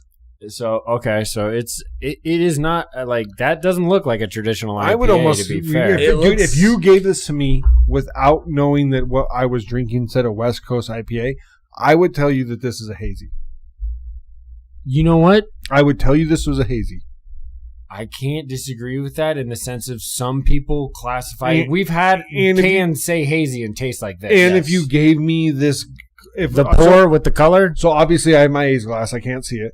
If you walked up to me and said, "Zach, here we go," I would be like, we're drinking a hazy." Here we go. And then as soon as I drank it, I would tell you, "This is a hazy, dude." It is really good, but I don't think it's a West Coast. A lot of citrus in this. Yeah, it's very true, which is kind of nice because. Here's what I will say. After a dark IPA and then hazy IPA. This is really good. I'd say a little bit more crisp. Sure. Lemony, more of the citrusy forward for sure. But even when you're pouring refreshing. Look at the color. Look at the color coming out of the can. It's not that golden, right? Like it's not that golden color. No, it's definitely more on the yellow side for sure, which traditional IPAs are golden, no doubt. Right? Yeah. Uh-huh. I know I'm colorblind. I don't see it. No. But look at Trev's glass. Right. Your glass. I don't want to look at that glass. Niners. Boo. The color of that. I'm not wearing a Niners hat. Fucking A. What a good pod this has been. The color of that the color of that beer is definitely more of a hazy than a West Coast. 1,000%. Which is also not to disrespect here, Pure West. It's really this good. is a very good beer. Yeah, drinks at 6.3. San Diego. But you're mislabeling me. I wouldn't have picked you off the shelf. If I would have picked this, I wouldn't have picked off the shelf because it's a West Coast. It's got a hazy backbone. Those hops don't show out until the very end. That's a haze. That's a hazy beer. Good job. I've had beers that say they're hazy that taste like this. I don't know. No, I've had beers that say they're hazy that don't even get to this close. That's true too. Wow. Welcome to the beer pod, everybody. Dude, this is I'm telling you, okay, great beers tonight. This is a really good beer. All different in profile. This is a really good beer. Like we've had really good beer. This one I would have never pulled off the shelf because it's a West Coast and the can would have never caught me, and it might be the best beer of the night. It was so simple. That's why the can actually did it for me. Honestly, hazy West Coast is my preferred IPAs. Sure. Yeah. Do you have a one ahead of West Coast? He's talking just tonight as far as like this might be the best beer even over. Right. But I wouldn't even have but for me, I would have never grabbed it as a personal drinker because I would have grabbed it for Angelique and she wouldn't have liked it. Angelique would have not have liked this beer. And she's a West Coast IPA drinker. Well, it's funny because I bought it for her. She was the inspiration for actually buying this because I wanted to bring her an IPA because I was bringing other beers for us when we were doing Pumpkin Carver, and I know she's an IPA gal. But for this being this hazy, I don't know if she would like this because it's not very hoppy. Because she doesn't like haze. That's Didn't you give her this beer, though? I did. And what did she think? I don't think she had it. She started off with something else, and then I don't think she ever revisited it. It might still be in your fridge. I don't know if she drank it or not. Look. Or somebody else drank it. There's a lot of beer drinking That's that fair. Weekend. Yeah. But no, I love it. Angelique. I love it, but it just get back. It just is not. It's a mislabeled. We talked about mislabeled earlier. It's mislabeled. It's in a good way, right? We're not getting lied to. We're getting lied to. We are getting lied to. No, because if you do want that West Coast, and this is what it presents, this is not then you're West disappointed. Coast. Correct. I mean, I still get a lot of that backbone in the hops, though, for the West Coast profile. Disagree, dude. I think that haze hits right as like I will give it one more. The 2 out of the It definitely has more of a haze to it, but I don't know the hop flavor still to me. I don't hit has that West Coast flavor. I get a snag. I get a snag of IPA at the front. I don't hit West. The whole rest of the beer is haze. I get citrus, absolute citrus, but I get no hop. I get hop at the very beginning. I get no hop in that, which is not no hop, but not forward the way that most West Coasts are. Correct. Overall, though, good beer. A great beer. I'm not saying we're critiquing the way the West Coast. Once again, it comes down to the label. And thank you for Crux for getting their label right. It was exactly what it read out to be and what it drank and poured at. And same with the Black Firestone. Yeah. I think it's very important if your label is going to say some shit, it better match that. So we did have 3 great beers tonight, right? All different versions of IPAs. Give me what if you already. So we're drinking them or drank them. You now know. You go to the bar and those 3 are on tap. 1, 2, 3. How are you ordering it? It depends. It depends on because on different nights I want different beers, and all 3 of them would be could be a first choice. If I'm on a normal night, I know what you mean. I get what you mean too, but I also agree with Chuck. Like it's a mood thing. It's such a pendulum, dude. Sometimes I show up, I want a dark beer, which would lead me to the black IPA. Sometimes I want the hazy, so it'd be half the brain. If I want a dark, I don't know if I'd order if I want a dark beer. I honestly, I'd probably order all 3 of these. I don't have to just order honestly, okay. I would say, okay, just to put it in earnest, half of a brain was, I love that. That hit on every marker for me. Mouthfeel, match that tropical taste that you're trying to give me. It had that fruity punch, but just that unfiltered. It was so good. 2 would probably be this. Yeah. And then I did like the Black Rye IPA. I'm not saying that's downgraded, but there was no mouthfeel to that. And the mouthfeel between the first one that I mentioned with Crux and this one. Crux got the mouthfeel. I think Crux, I think we're all in the same. With just Crux was just, we had 3, like you said, I wouldn't necessarily order the black. I probably would just because I think it would be interesting off tap. Pique your curiosity. Yeah. It would. For me too. No, because I don't see that on... That's exactly what would happen in a bar. If you're asking me about... in a bar, I now know the flavor profile I'd be all stout, amber, red. I get so curious, Zach. It changes my beer direction a lot when I'm I wasn't going to go get an old Rasputin on Nitro, but when I saw it, I was just like, well, fuck, I got to try this. But anything that's Nitro is always my one. I mean, no. You know what? For me, anything one Nitro, of the first beers that I ever had poured truly Nitro wasn't a dark beer at all. It was Old Speckled Hen, which is an old ale. It's just basically like a traditional fucking table beer. And on tap, it was on Nitro is I didn't know beers could do that, dude. But that was awesome. Any Nitro beers, any nitro beer is always going to be one, no matter what it is, because even it's that interest level. It's the interest level of the nitro, and you like that delivery system more, do you? Oh yeah. Agreed. Oh yeah. What do you think an IPA on nitro? Why do you think they don't do it? Because it would flatten out the hops. Correct. Like it just. I don't think the idea is the sharp taste behind the hops. I think that's why you can only do it with the ales, the malts, stouts. Anything that's malt backy. Correct, and I think you can mellow that out. You don't want to mellow. Okay, I mean that does make sense. That does make sense. Our Town Pizza had one too. Yeah, I love me some Our Town. Shout out. But to it that. wasn't a stout. You been out there yet, Money?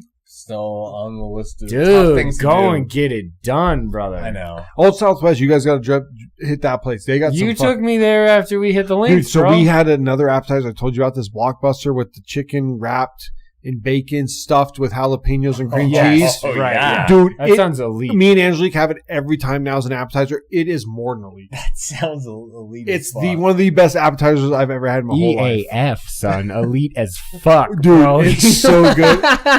It's so good. I think we just made up a new one, bro. We're gonna meme that. That's clip right there. But the black rice, it would pique my interest, but it's not something. When I go to the bars, it's always the Guinness. It's always the question stouts, to you beer drinkers out there listening to us. First. How would you rank 3 different IPAs, a black, a hazy, and a West Coast? Where would you put those? Because I think the West Coast is mislabeled. You're another hazy. Once again, we've had 2 hazies in a black. Because we have definitely drank West Coast IPAs on this. You're talking Lagunitas. You're talking Stone. You're talking anything that kicks me in my nuts. You're eating the fucking hops. Right, you're talking. No, there are revision. Traditional revision is very West Coasty. Pit 6. Oh, Parlay 6. Parlay 6. Yeah, they're West Coast. Rogue does some too. Rogue's another great drop in that. Yeah. Even. Dude, but Deschutes knows how to mix up their Deschutes has a great. The squeeze label. The squeezes are all West Coast. Oh, the Freshie Pow Pows are so good, dude. I mean, the New Belgium too. What we're trying to tell you is go out and get some beer, y'all. There's been some good ones sample on this pod. I do love good beer. I love that we mixed up the flavor profile, even though they all technically said they were IPAs. Yep, love that. If that to me isn't proof that beer. If you sit there and tell me that all beer tastes the same, I'm not going to have a discussion with you. Like, your flavor palette is not good enough to understand what the fuck is going on. No, you're just a person. Or you haven't expanded your horizons. No, you're drinking Coors Light, Bud Light, Budweiser, Michelob. So you're drinking that and you're drinking hard alcohol after that. Yeah. That's what you're doing. You're not drinking beer. I mean, you are, but like. That just kind of reminds me of like high school kind of thing. No, it reminds me of motherfuckers that only listen to one genre of music and only eat certain types of food. Yeah, but there's a lot of variety is the spice of motherfucking life. But there's a lot of people that don't drink a lot of beer. There's a lot of people that. If you're not a beer drinker, then this pod might not be for you. Like a little bit, or you want maybe it'll help you find that beer. It damn well should. I'm telling you, let me know your profile. But don't report down low flavors you like. No, not sports betting. Not this year. Not this year. Zach's taking himself off the team. Oh no! For a week or two, we got to figure something out. You hit on the Lions. You were fire on the Lions. Fire on the Lions. Fire on the Lions. It happens, brother. I've had bad picks. It's been that kind of year. Let's get across the board. Let's get to the trade deadline because there's some of these things. Shout out to the NFL. Let's get into it. That happened in here. Finally. Because I want to hear your take on something. Because I think that you made a good move, but I think that the wrong team missed out on that player. Okay. I have it as teams. So let's start with the Jets because they made some of the biggest moves. They made the biggest moves. Absolutely. They dumped an all-pro and a pro bowler. Is on. Yeah, absolutely. 100. Absolutely. Which I'm going to take smart. I'm going to go this way with I think it's smart. I do too. I love it. I actually love it. They have 5 first-round picks in the next 2 years. Because I know I feel like I'm beating the dead dog, and maybe I am. Dead dog. Maybe I'm beating the wrong horse or whatever. You do not win. There's no right horse to beat. You don't. You don't win by paying defensive players. I'm surprised they didn't get rid of. The running back. You're allowed to pay maybe 1 to 2 defensive players. You have to pay people on the offensive side of the football to win most of the time. And most of these Talk games, to Cincy. They don't pay anybody. They paid they paid the wrong people. They got the quarterback and Chase. They shouldn't have paid.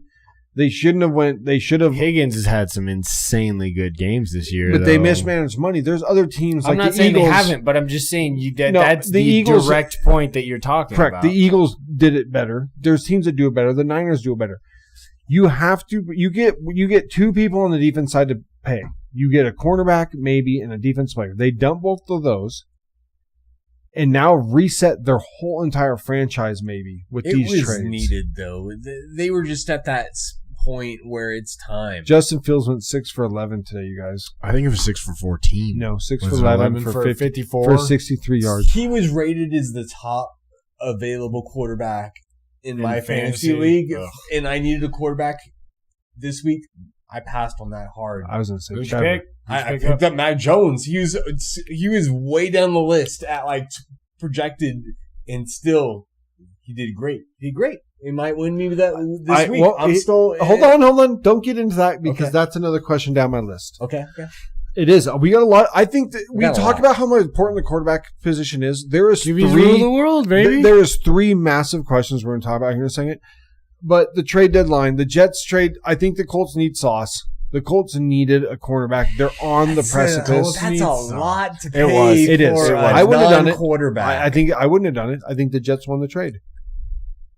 They did. They traded only if they hit though, and knowing the Jets, they're gonna miss. You know what? I can't talk a lot of shit because we put basically that exact same package together for a safety. Yes. Ooh. That was the Jamal Adams trade. Yes. Was 2 1s and a 2. Correct. And he just fucking he had one good year where he sacked the quarterbacks and he because he was whatever. We're not sidebarring into that. But so the other one they trade, understand that can but they get Mitchell back. Can Mitchell now be a 2? Because we thought he was going to be elite coming out. He was just stuck behind. I didn't see much of him today. I don't think he. I don't know if you're going to get that opportunity. Your quarterback was 6 for 11. That does not count. Not only that, but this is your first week in that system on that team. When the stats come out, you don't get graded for the 6 for 11. The Jets didn't have a quarterback today. They won with a lot of punt returns and kick returns. He threw a ball to Breece Hall that was at the door. No, Trevor, I could have thrown the ball to the door, and the guy went 42 yards for a touchdown. That's why I'm asking. That was a third of it. That was more than... That was 75% of his yards. That's why I'm asking, is there a change next week at the quarterback position for New York? They don't have anybody. You guys, I need you to understand I'm having a callback moment to the reason why we started this pod is because of conversations like this. Because we would sit at the bar and we would do shit like this and we're like, we're going to have a fucking podcast. Dude, literally, I'm not fucking kidding. This one's to you. As far as that fucking door is away from me. And it went for 42. Couldn't hit the red side of a red painted barn. And it went for 42 yards. He threw for 53 yards, Chuck. 42 of them went to that fucking door. So that's 80%, by the way. And in my work fantasy football league, somebody picked him up and started him. I laughed at them hard. Yeah. I laughed at them so hard. Because those are the only points he got was that one play. Like so now 6 points or something at a quarterback. So now you have completely reset your whole entire shit, right? You've traded 2 defensive players away. You're right. So basically what you've said is this year is this year. Whatever happens, good, bad, indifferent, whatever. Yeah, correct. You're flying 5 picks, 5 first rounds in the next 2 years. That is unbelievable. A couple extra second round picks too. Yeah, correct. And 3 or 4 second rounders. If the Jets if the Jets aren't good if the Jets fuck this up, they are the worst franchise of NFL history. I mean, they're kind of outside of that fucking Super Bowl win that they had with Namath. They're kind of there. They're in the ring. This is is this not arguably is this not unprecedented? 3? Like their next pick situation, right? No, it is. It's absolutely unprecedented. So if you can't reset your franchise, you're now okay. So by 2028 they should be competing for Super Bowls. Well, developing these guys that they get in the next couple of years. Otherwise, you need to change forward. The owner needs to go, which is that's not how that works. You're not the New York Jets anymore. You have failed. Go somewhere else. And this is going to come down on Aaron Glenn and the GM. You know that no team is ever moving out of New York. That's pretty good, though. Never. But that is The relegation. You're such a bad. I'm sorry, I didn't mean to cut you off on your airplane take. Continue. No, that's all I was going to say. It's going to come down to him and the GM, which I don't like. I don't like him. Changes at all. I don't like him. I think the way he handles the media. I don't like the owner. I don't like either of them. I think the Jets are a failed franchise. They're going to fuck this up. This is not going to go good. Sorry, Jets fans. I feel for you because my Raiders fucked up an unprecedented Khalil Mack trade by taking Damon Arnett and Suck Me City lineman and who knows else, whatever Alex else. Leatherwood. I mean, really, this just comes down to them if they're able to find that quarterback. If they find him, that can change their chances of the future. Just keep winning. If they miss, then you're going to be one of the worst teams to be remembered. You're 2 wins, so you're sitting right now in the 3 quarterback draw, right? Even if Ty, because I think actually only Fernando has to come out, right? Ty can go back and Moore can go back, right? I believe so. Mendoza has to come out. So Mendoza. What about Moore? Is Moore junior? Moore has one more year. So they both can. So you were sitting in this thing where you're hoping, I hope all 3 come, right? Because if you're a Jet, you have to take one of 3 of them. Sorry, crazy. I think it all comes down to the eval, and then if this year, knowing that you have an additional 3, you have 3. They have 2 this year and 3 the following year. So if you don't, take them this year, right? And then you don't have to. Exactly. If you don't see the dude, I think you have to. You have to take the quarterback until you get the fucking quarterback. Look at what we talk about every goddamn week. Well, I agree that it kind of has to fall to him. They should still take a quarterback. Correct. But it might not be the quarterback. I mean, depending on the class. You might have to take a quarterback this year and next year and have them battle it out. You fucking might as well if you suck this bad. You're probably going to have to. You should. Well, QBs rule the world, baby. It points it, dude. And this week we aren't. I think I got to check. Before we were almost at 50% before the afternoon games. We had to be better than that this week. No, because we had Bills lost. Oh, the Bills. The Jags lost because Stroud wasn't playing. So we had some weird losses. And we did have Baker over Drake, which that's another loss. That was a great game, man. Hey, wow. Man. Dude, that was a fun game. We need to recognize the Patriots. They are 8-2. We need to recognize the Patriots. If Vrabel isn't everyone's coach of the year next week for number 1, I will be questioning. We can question the 12s and the 1s and how we do our quarterbacks. He's definitely Vrabel should be of the year. Vrabel should be coach of the year.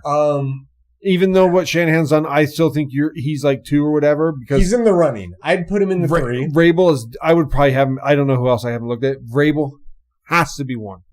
You were 2-8 last year, and you were 8-2. You might have been 0-8 last year at this point in time. Yeah, Titans missed big time letting him go.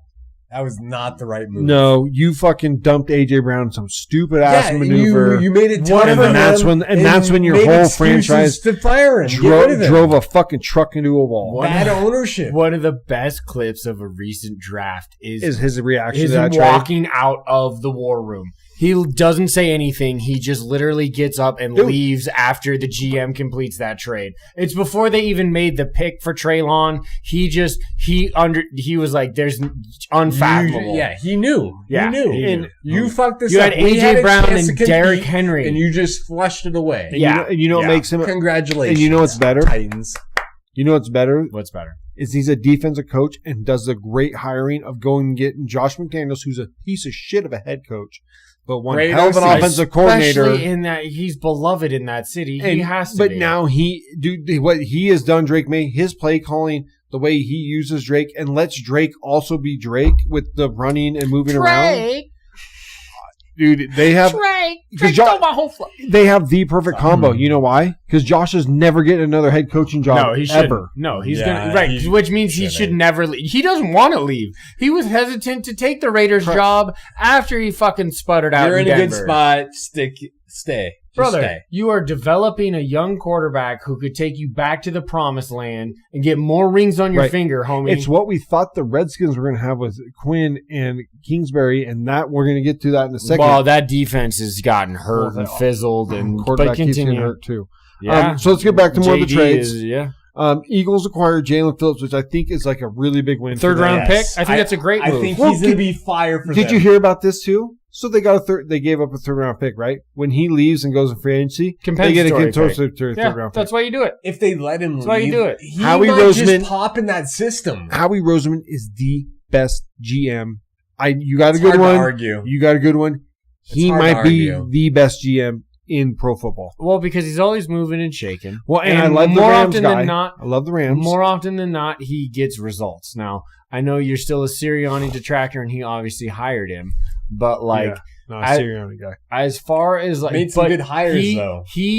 He was the one who fired the offensive and defensive coordinator, told Sirianni, we're reshuffling. So that's a GM move, which is heads up to that because then they won the Super Bowl. So you can't say that it was Sirianni who brought in his team and made it work. That's a Roseman move. It hasn't worked in-house for a lot of the players or the coaches that they have elevated. Sure. But as far as bringing in, which is a GM hire, and knowing who to have, I don't have a rivalry against the Eagles, but damn, am I jealous it's sometimes. A way more Howie Roseman team than it is a Sirianni team. Oh, 1,000,000%. And you know what? I'm so glad that my Seahawks have taken over Schneider's identity because Pete Carroll got a little left behind. I don't want to talk about it. NFL. I don't want to talk about it. That's why we changed glasses. My boy had changed glasses. I don't want to talk about it. We are 115 episodes in, and you changed your fucking glass. I don't want to talk about it. So Cowboys got Quinn Williams from the Eagles. Another big. Also Jets. From the Jets. They also got Logan Wilson, which I kind of was wondering about that too as a team with no linebacker. I thought that's going to be a move that it's not really listed on my stuff. It's kind of underneath it. That could be a move that's more like a more significant move if he's able to call the defense. But here's and put the them thing, in the right though, place. because for years he was good. They made moves like they were buyers, and they're not going anywhere in the NFC East. Like they're already 3-5-1. They could finish second. They're 3-5-1. Is that what the record? I don't know. Going into the bye, it's week 10. Yeah. I mean, the Commanders are falling though. Yes, that's true because they lost again today, and they're around 3? They're 4 Without 4 and 5, Daniels 3 and 6, and that defense is are they taking 3 a and turn 6 for the worst. Yeah, dude. Okay, so technically the Cowboys are in front of them. Raiders trade, but you're not competing for a fucking playoff spot. No, you're not. You're just taking on contracts. Right, and then getting rid of draft capital, which the whole idea of getting rid of Micah was you didn't want the contract. But you didn't trade any of the Micah stuff. Now you did. You absolutely did. You gave a 1-up for fucking Quinnen. In 2027. That's where you think you got that. But he's still, he could, I don't know. They gave the lesser of the ones is what they said. But dude, come on. Okay, one of the things though I did want to say about the movement in that, now you have 2 potential elite interior linemen because they also got Kenny Clark out of that trade with Micah. I would not consider him elite. Kenny Clark's serviceable, but he's above average, well above average. I would say great, not elite. But now he can stuff some shit, man. Good. And then that's supposed to Josh Allen at 12. That's supposed to free up Logan Wilson at linebacker, who you just got too. I understand, which is in theory a very good fucking move too, because they gave up a conditional 6 or 7. But it's just weird that you buy at a deadline where you should be sellers. They don't have money. What are they doing with picking up contracts? No, it's not about that. In Dallas, it's about the star. It's about and Jerry attention. It isn't and about getting oil. Winning. It hasn't been for many a month. The Raiders traded did they? Myers for the Raiders for did something? 4th and 6, which was awesome. That's the only good thing I have to say about him. The Ravens acquired DeMonte Jones from the Titans for conditional 5th round to add to their question. I got no question. Answers. 2 questions. Answer. Is Pete the head coach next year? And what do you do with Geno? I didn't want either of them to start with. No, it doesn't matter. We're talking about right now. Fuck it. You're already paying enough coaches. Might as well fucking can another one. Oh, fuck, that's true. You have 3 years. Are you still paying McDaniels? Probably. You're paying Gruden for sure. You're paying Gibson for sure. You can use Geno as a bridge. No. No? Why? Because maybe the guy that you draft isn't ready right away. Then I'd rather use Aiden O'Connell. I mean, you might not be wrong. So there. no Pete, no Gino next year, 2027. Let's just sign 2026. Let's just sign Tyler Lockett out of nowhere so that he can get targets over the 2 rookies we need, which actually made 2 huge mistakes. Maybe because they're not getting any fucking playing time. Why are we starting the center at guard that the center finished actually in the top 10 of centers at the end of the year? What are we doing as an organization? Why did we do this? Geno Smith has 27 fucking interceptions over the last 2 years. Yes. Who are we going to go get next? Kyler Murray? Fucking who knows? My team is fucking pathetic. Yes, or Tua. Who knows what the fuck we're doing? Tom Brady, what are you doing? Fuck your $375 million deal. Get your ass out of the fucking booth and go run the goddamn team. This shit's pathetic. Fucking fired our fucking special teams coordinator, 2 block punts, another missed fucking field goal. Are you kidding me? We lose 10-7. We technically are one of those teams that literally could have the whole entire record flipped. We have lost so many games over stupid fucking shit. Literally. I love this. Ashton Genty goes for 35 yards, holding. Trey Tucker, touchdown, holding. Are you fucking kidding me? You are unorganized. Those penalties don't happen to good fucking teams. They happen to mismanaged teams. That's on the fucking coaching staff. Yes, the players I think some of the players are actually performing. You're putting people out of position because I don't know why Pete's doing it. This is fucking pathetic. The Raiders are pathetic. You should fire Pete again. Fire them all. We should start over. It sucks. It's awful. Why did you go get Geno Smith?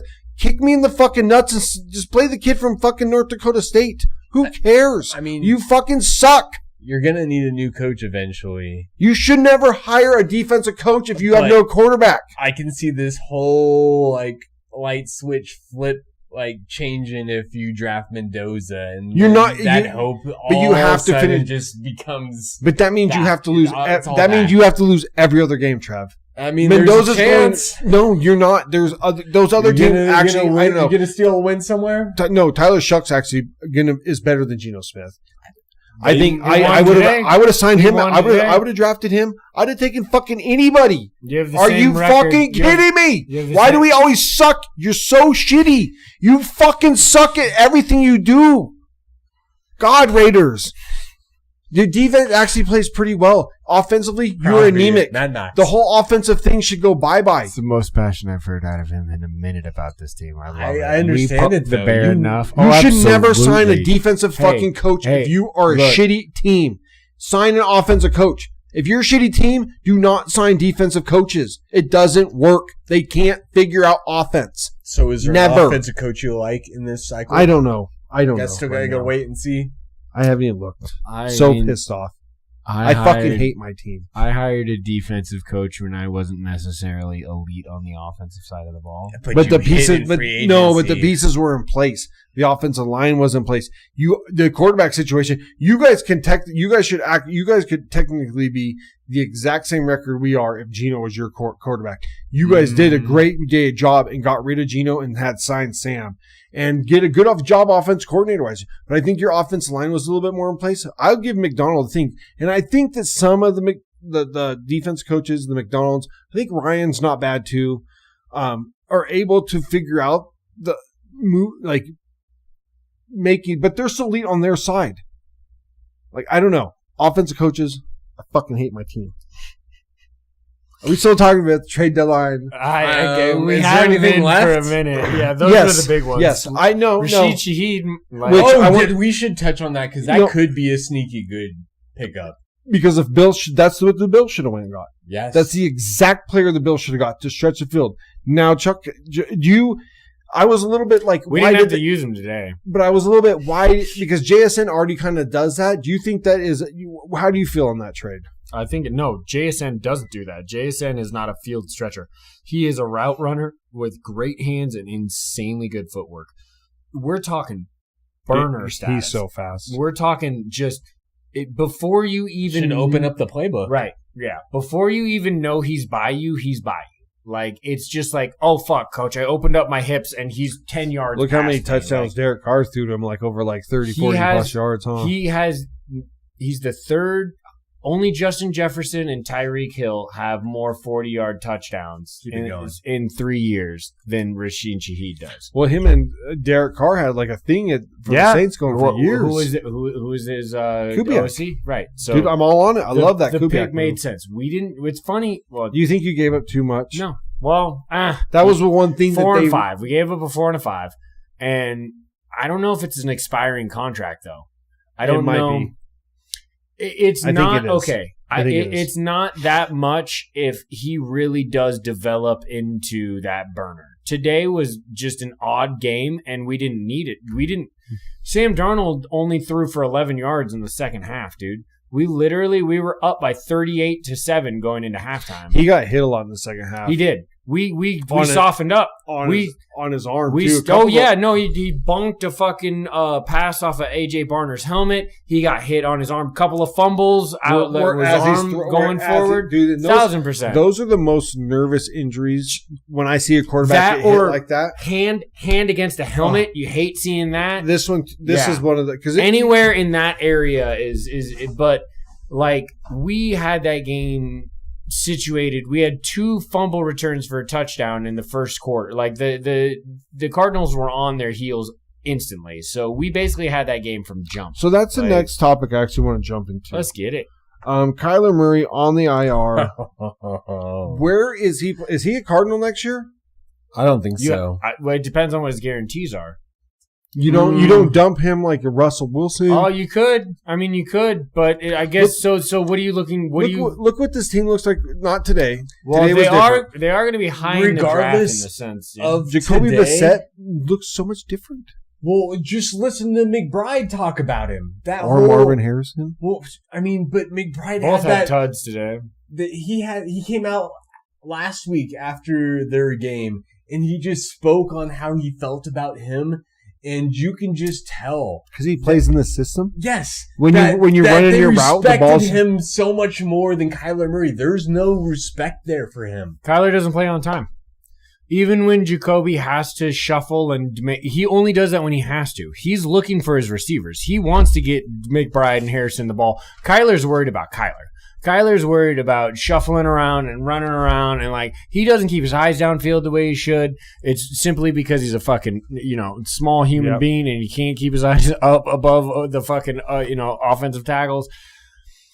Is Kyler Murray a Cardinal next year? Yes, I will say that now. I don't think they move off of him. I think he's a Steeler or a Raider or somebody else. I don't think he's a Cardinal. Agreed. No, I think the Cardinals are going to draft somebody, and they're going to look to move off that contract. I think it's eye-opening. Not for us. It's got to be eye-opening for them. How can you not see it? Well, How can you not see that Trey McBride and Marvin Harrison Jr. play better when Jacoby Brissett's in there?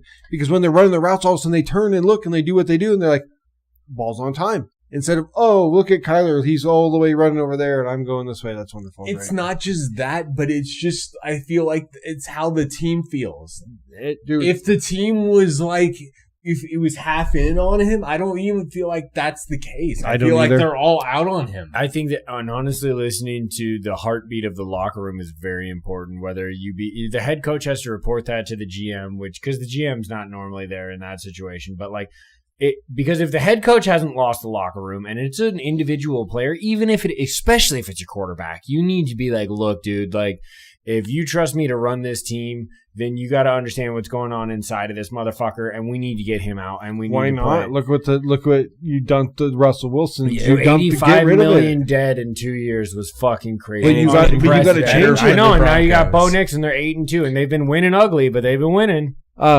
I did mid-season surprise, dude. Good fucking Lord. I did like how you said the Kyler Murray is short. There's another aspect that we need. There's another aspect we need to take into consideration when we say short. Small. Sure. Skinny. Right. Well, Jaden Daniels is hurt for the 4th time. Yeah. His style of play won't hold up if he takes those kinds of hits. He hasn't even been running that much. He's been getting hit a lot in the pocket because his offensive line's not good. It's just he's been getting hurt. Crazy because they tried to make moves to make that offensive line better, and it's the swing and whiff. It's the same thing that happened to Cincy a couple of years ago when you saw all these offensive line moves. They didn't swing as hard as Cincy or Chicago, though. I feel like they swung Shout as out hard Chi-Town as came back and had a Texans, big win where today. they were just changing bodies, and it wasn't like a significant swing. I think Tunsil was an upgrade at tackle. No, that's the only positive you can add to that line, though. They didn't really address it early in the draft. They didn't bring anybody else in. But now we're looking at Jaden being hurt, maybe once last year missing games. This is his third time where he's missing games this year. One of the things coming into the draft is he's slight. Can he put on the weight? Is he going to get hurt? I'm not saying it's going to happen, but if he doesn't start doing it, Joe's got to start staying healthy. Jaden has to be in games. Otherwise, you can't be a top whatever quarterback if you're not in games. I agree. What is your best ability? Availability. You got to get on the motherfucking field, dude. And that's why Drake May's looking the best of this class. And Caleb's number 2. Bo's not exceeding. No, because they've been winning, but he's not been really. He's not excelling. No. Caleb is so. My God, dude, that case study on him is so incredible. That whole fucking team, how they keep coming away with wins. When he plays at, keep going with games. When he plays at his top level, Caleb Williams can be elite, but his consistency is real bad. Dog shit. But Johnson's been fucking great. It's instantly different offensively. Absolutely. They've already won fucking 6 games this year. They didn't win 6 games all of last year. They went on an epic losing streak. They lost their last 10 games, didn't they? It was unbelievable. That draft class is so interesting. Penix has not taken a step forward. Nope. He has missed the mark this year, and they've given him a lot of tools to be successful. And it sucks because I wanted to see my boy come out and put down some good work this year. And especially because I've also liked the Dirty Birds too. Atlanta's kind of been when I was an AFC team, Atlanta was my NFC team. Now that I'm in the NFC team, fuck them. But I do want to see Penix be good, and he just really has with tools around him. A lot of them: Bijan, Algier, Pitts, London, Mooney. Yeah, he's had a good connection with London. Yeah, great connection with London. That play calling though. Bijan's not giving Zach Robinson. Came from the Sean McVay tree. Well, it's not McVaying very hard, dude. They've only got 3 wins on the year. It's another team underperforming. Yeah. Are you? And some of the stuff too. I'm out on the Falcons 100%. Are you? Is Raheem not the guy? Are we now at another coaching phase? Right. Maybe I'm dogging defensive Pete. coach. I'm dogging Pete. But is Raheem not getting it done? Callahan's gone. Already gone. Right. Dayball close again. Lose. Where do you on him? Coaching is so huge. When I was leaving, Ben Johnson, you guys said, Ben Johnson is winning Bears games. Yep. He's the coaching is of him is winning games. Ryan Pace is looking good, and I guarantee you that there's a lot more hope behind Ben Johnson because even they're 6-3 right now, man. You can look at I think beginning of the season we talked about coaching. We saw some coaching stuff. Kyle Shanahan and the coaching staff has won Niners games with how hurt they are.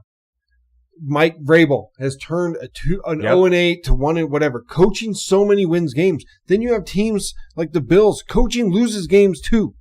There's coaching that loses games. Bills coaching loses games. They look great against the Chiefs. Today was a coaching thing. There are teams that lose games because of coaching. Because I don't think that Joe Brady, I don't know how Joe Brady's up for. Joe Brady is so hot and cold with offensive play calling. Your GM didn't make any moves. They fumbled the game away. But there's a lot other teams that lose games because of coaching, and they're one of them. I think the Falcons could be looking for a new coach at the end of the year because of that. They're probably going to try and bring in someone that can hopefully re-energize Penix because You feel like you have all those skill players the wrong direction. How are you supposed to have situation? How are you supposed to have the best player in the sport, Bijan Robinson, one of the better tight ends? Which player in the sport? Well, remember they're talking about how Bijan's like best. He's athletic as fuck. I'm not saying he's not a gifted fucking football player, but people are saying that. Look out, Bijan's in a lock. He's going to be like the number one like athlete. There was a lot of hype He's got a little bit to say about that. Drake London is an amazing receiver. Has stepped forward, I would say, this year, yes. Kyle Pitts is underwhelmed Taylor's in been this insane, dude. In this tight end league that now is Trey McBride, Brock Bowers, Tyler Warren. Look at these young tight ends, and Kyle Pitts is nowhere near these other young tight ends that were Sam Laporta. He went 4th overall, and he's done diddly do. He had his rookie year. He went for 1,008 yards, and then from there it's been. You gotta think those 4 tight ends that we just named are pretty fucking good. They're coming late. They're really fucking good. No, there's no doubt about that. But you spin that pick on Pitts, and he's not that. It's obvious he's not that. You bring in a new coach, and maybe it's better, but it's not that much better. Like, it's not worth the price at this point. You gotta go offense. With the way that team is built, if you're not trying to unlock those players, then move off of them while there's still some fucking hype behind them, and then rebuild. Do something. Deep dives. We've gone into some deep dives on some we did teams. some sidebars on some sidebars. It's just, I don't know how much more prevalent it can be until you look at the Patriots. The coaching aspect of the football games, when you look the Patriots and even the Niners.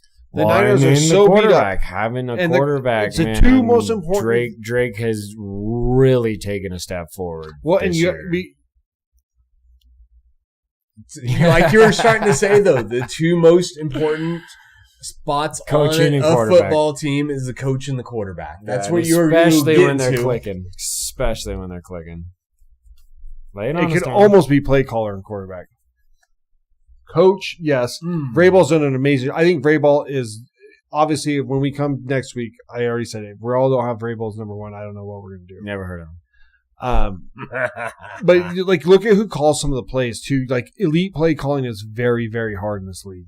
Well, because it's understanding the ebbs and flows of the game and understanding when to call the right play and like how to set up those plays. Yes, exactly. It's a chess game out there for sure between offensive and defensive coordinators, no doubt. Because I think that when we come back next week, like for one instance, everybody's going to have JT on their MVP list. Mm-hmm. Danny Jones, I don't know necessarily should be on your list for MVP. I think JT is the one that's opening on the up team for but sure. Because he has QB behind his number and his name, it puts him higher on the list because it says I disagree. QB.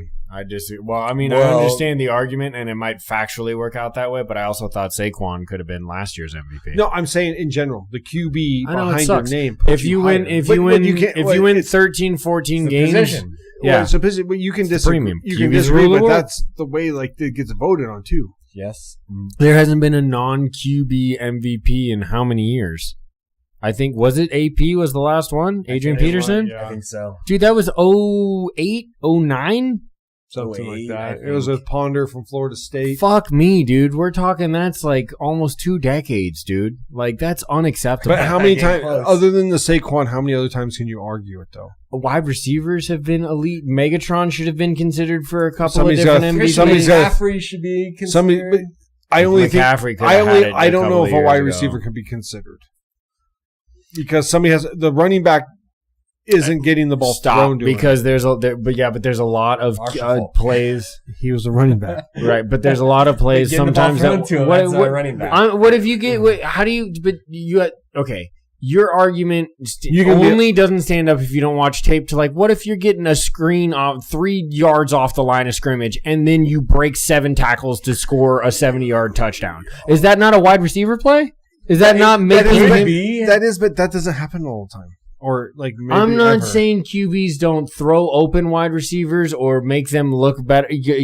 Having that Jamar Chase had a year last season, but I'm just saying, wasn't even an offensive player of the year. He was like it was the Triple Crown last year, but he wasn't even an offensive player of the year. Yeah, he didn't even get that. No, I understand. It's just crazy to me. Then we need to. I think running back because it all is just win loss. Is it just that is what it comes down to? The QB with the most wins, is that what the MVP is? But I think the running back is the other one that's because you get the ball handed to you. It's that and stats. Stats tell a story, but they're not the whole story. Teams win loss stats, and then like also a lot of it. If you look at Bo Nick's stats, he's not blowing you out of the water, and he's 8-2. No, I wouldn't even have him as like. But that's what I'm saying. Right, that's what I'm saying. But he wouldn't be on your list. A little bit. But he wouldn't be on your list though. But he wouldn't be on your list. So MVPs, no. So who got MVP? But Saquon lost out to 2 quarterbacks last year. Allen, your boy, and Lamar, who had an insane fucking year too. Lamar's had insane year after insane year, and he probably is going to have another. Well, he missed 3 games, so he won't qualify for postseason awards because he won't have enough juice. It's going to fall probably just short, so it should be somebody else. Well, yeah, we're going to have the names. Drake's got to be up. I mean, Drake May's up there. Matty Stafford's numbers are fucking insane. Right, he's leading stuff. So he's also throwing to 2 receivers that are staying healthy as fuck. Yeah, I know, and I put him at JSN. 8th. My boy went over. He should be offensive. He should be offensive. He went over $1,000 this. He should be in the offensive player. Year today. Crazy year. Yeah, no, and he unfortunately got evaluated for a concussion. He missed. I know. He had 82 yards in the first 2 drives, and then 11 yards the rest of the game. He should definitely be in the offensive player of the year. Top 3. He probably. I hope that connection, man. I pray to the football gods that Darnold does not pumpkin, and that him and JSN continue that connection for many, many a moon. I mean, I was kind of saving it, but I hope your 3rd round player you take with my pick is fucking elite. Thanks, bro. Wow, thanks, bro. I love that. Oh, yeah, because we got equity out of giving you. At some point, I might be just walking away. Don't. Just dump the shield and go just as like. You're gonna have that hope next offseason. I got no fucking hope. You can't. They're not going to take a quarterback because they're not going to fire Pete Carroll. We're going to take a fucking offensive lineman, which we need, or a defensive player, which we need. But guess what? They don't win you fucking games. Not enough. Myles Garrett is the epitome of that, dude. He had 5 sacks in the game, and they got blown out by 3 scores. We have Max Crosby, but it doesn't matter. Yeah. We have one of the most elite defenders in Max Crosby is ever. Up there. We have a top 3 to 5 defender, however you want to rank him, and we don't win games. It doesn't fucking matter. Sorry. Where are we? Trev, let's jump into the Trev's top 10. Holy shit, brother! We got to run through the top 10. Yeah, let's go. This is a long. Yeah, time. no, we're going guys. for it. No, love us and we love you and stay around for the top 10. Hey, hold on, real quick. We're gonna get into Trev's top 10. I love that passion, Downey. I love it. We brought it out in you. The reason why all of that happened was because Trevor and I were poking at you. So thank you for giving it to us. And everybody, I hope you enjoyed it at home. Comment down below how much you love the Raiders. For before we get Trev's top 10, 0%. Quarterbacks rule the world. In the first, in the 10 o'clock games or 1 o'clock games, East Coast, West Coast, we were 5-4.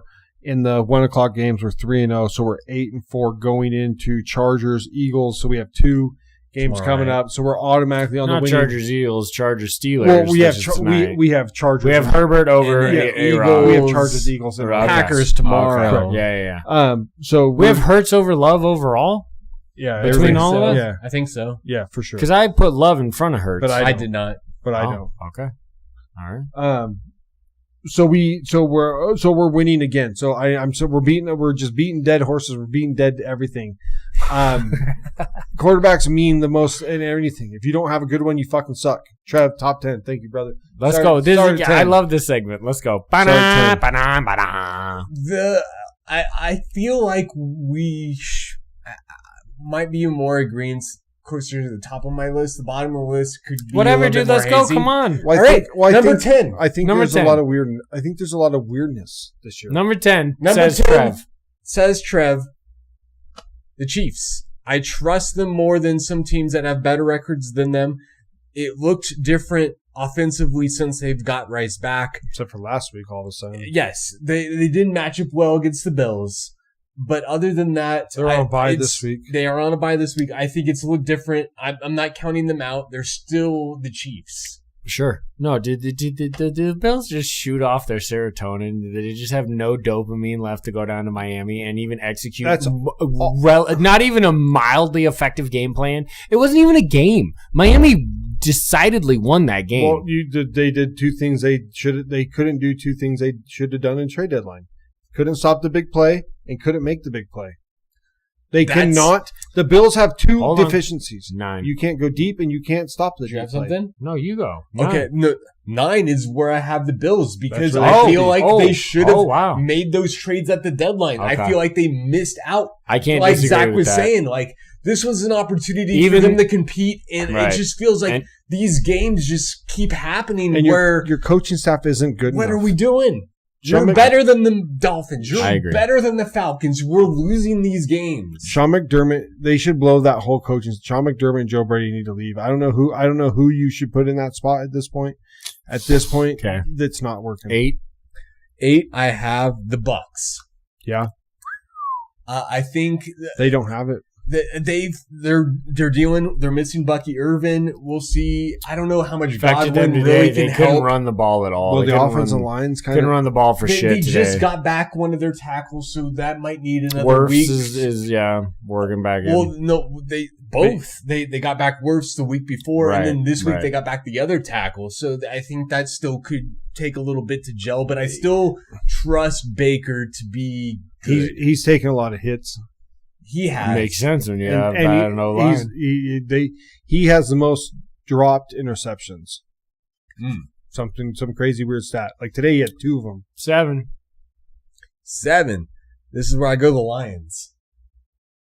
I feel like the Lions are the best team in the NFC North. I know the Packers technically are, but I just see some of the losses. No, because I was going to say. I'm so skeptical. I think the Packers have the higher ceiling. Like the highest ceiling. But they haven't played like that. No, they do way too much. Elevator? They're an elevator team? It's too much hit and miss. Way too much. You know what they don't have? They don't have Rashid Shaheed either. They can't stretch the fucking field either. Everything's in front of them.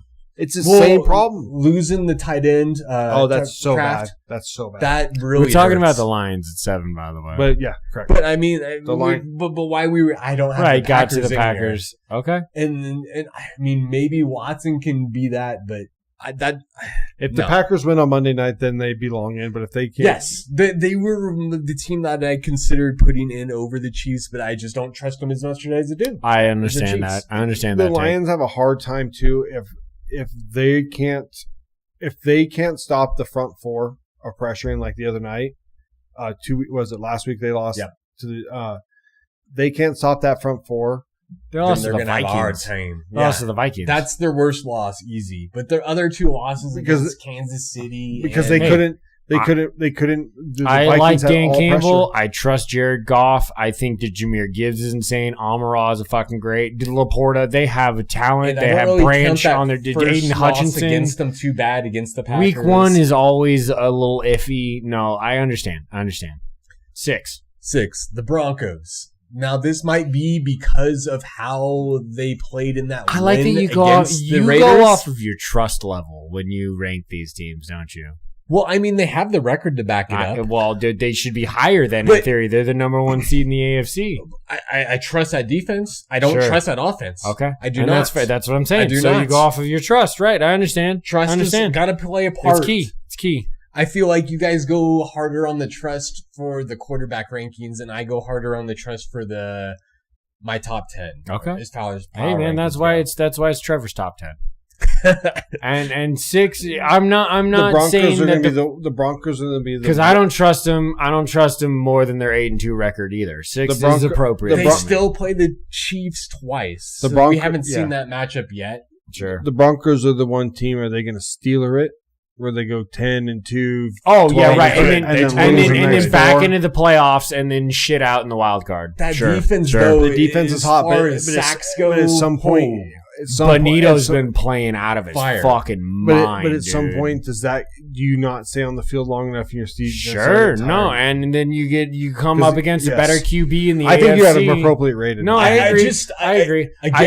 I love that you don't put record overall. I might even had him below the Lions if I would think because you just can't. The offense is just so anemic. The reason I have them is where they are is yes, offense has been bad, but they have had those fourth quarter wins that gives me ugly wins are better than ugly losses. It gives me some hope that they can. Ugly wins are better than pretty losses. A dub is a dub. Then they're hard to come by when you only got motherfucking 17 games a year. Period. And we have shitty quarterbacks. All right. Number 5, the Patriots. I might have them higher on the list, but that offensive line hasn't been great. And Henderson came alive today for the first time. He was great today. Drake May, though, made a horrible pass late in the game. That pick, yes. Yes. Oh, yeah, in the end zone? He should have separated. He could have put the game away then. Correct. They put it away later. That's true. He tried to use his arm and his talent and shouldn't have just thrown that ball Hero away. Ball. Which is crazy because the play before, he made the exact right play, did exactly that. Correct. But he should have thrown that ball away and just kicked the field goal. And luckily, you get to fly home with a dub. Yes. Right? It's a win. Doesn't matter overall. Yeah. You beat the Bills already. You're leading the East. You're in a great spot. You beat the Bills and the Bucks this year, dude. Your juice is that's a straight coaching. That's a straight coaching thing for Brable or Mike and McDaniels. Hey, right here, bud. You got to think of score. This ball's got to go. We know you got the can to make this throw. You got to throw this in the stands. Yeah, it's a coaching move. He was going on talent and his arm and just tried to stick it in at a point that doesn't need to be stuck in. You take a field goal there, you're in good health. And that's also why I have them here is I think that's something that they can reach and maybe they didn't get it this week, but they're going to be a team I feel like that knocks out a team in the playoffs that they probably shouldn't. Christian Gonzalez a bad motherfucker on the outside. I don't think they shouldn't. I think they now. I think they're a year early, but it doesn't matter because they have a clear path to win the AFC East right now. They do. They could be a top 2 seed. They could be a 1 or a 2 seed very easily with they have the easiest remaining schedules. They still play the Jets twice. Yeah. Who's your top 5, Trev? Yeah. No, that was 5. We're into 4. 4 goes to the Eagles. The Eagles, I think, I got to give some respect to the champs. They've been better offensively. Like we said, since we talked about them last time having the struggles of we were kind of on the edge of how their got to season defend can it go. to me. I think the Eagles can still win the Super Bowl. I have them in my Super Bowl. Well, that's why Monday night's huge. Yes, they play tomorrow. Packers, Eagles, pay attention. Is huge on how these rankings will be going forward. Sure. Because it totally could flip where the Eagles are out of the 10 if they lose the Packers. Exactly. Maybe not. Not out. Well, if they get demolished, maybe. Because there are times where that team looks very spotty. Sure. We know they can't even throw in in the wins. Once again, they've had some seriously ugly wins. But, we know they can't throw in the middle. But I do respect understanding that they've done it. They've been there. They've won the nasty shit. 4 makes sense. 4's fine. 3 is where I have the Colts. I think they're the best team in the AFC. They have the best win differential. So then 2. They had one hiccup against the chart or the Steelers, which is why I have them here instead of higher. Okay. Because outside of that game against the Steelers, they've had a great season. My only worry with them is if you come up against a team that stops the run, that's where you get in trouble. Steelers stopped the run. They put Danny Dimes in a lot of blitz situations. They made the game close at the end. Well, it wasn't just stopping the run, though. Those turnovers. Well, Danny Dimes also had 2 more. Bad. It was night and day from who he's been. But he also had 2. Well, no, today he had 2 more fumbles. 2 more fumbles? Yeah. And a pick. He had 3 turnovers today himself. So you turned him into a one-dimensional team. Yeah, that's what see. So you saw that offense is going to score points, though. You saw JT. That's where you got to aim. You got to make Danny beat you. Absolutely. And that move at the trade deadline, Daniel to Jones, dude. Like it's the same argument. Pierce and Warren. Warren right now is probably rookie number 1 or 2, depending on where you have Jackson. Rookie of the year. Dude, he's unbelievable. And then you have Pierce and Pittman out there doing their thing. Josh Downs is hurt right now, but when he comes back, dude, you have an elite. Josh Downs played today. Did he play today? Because he got hurt. Continue. I also like them going for it, and I don't agree with the trade as far as what they gave up, but getting a player like Sauce, if he can make your defense better, like that really propels you into being one of the top teams in the AFC. If he can lock down half a side of the field. When's the best time to be good? At the end. Now. No, right now. Well, yeah, right now. You're right. If we can swing it, we are 7-2.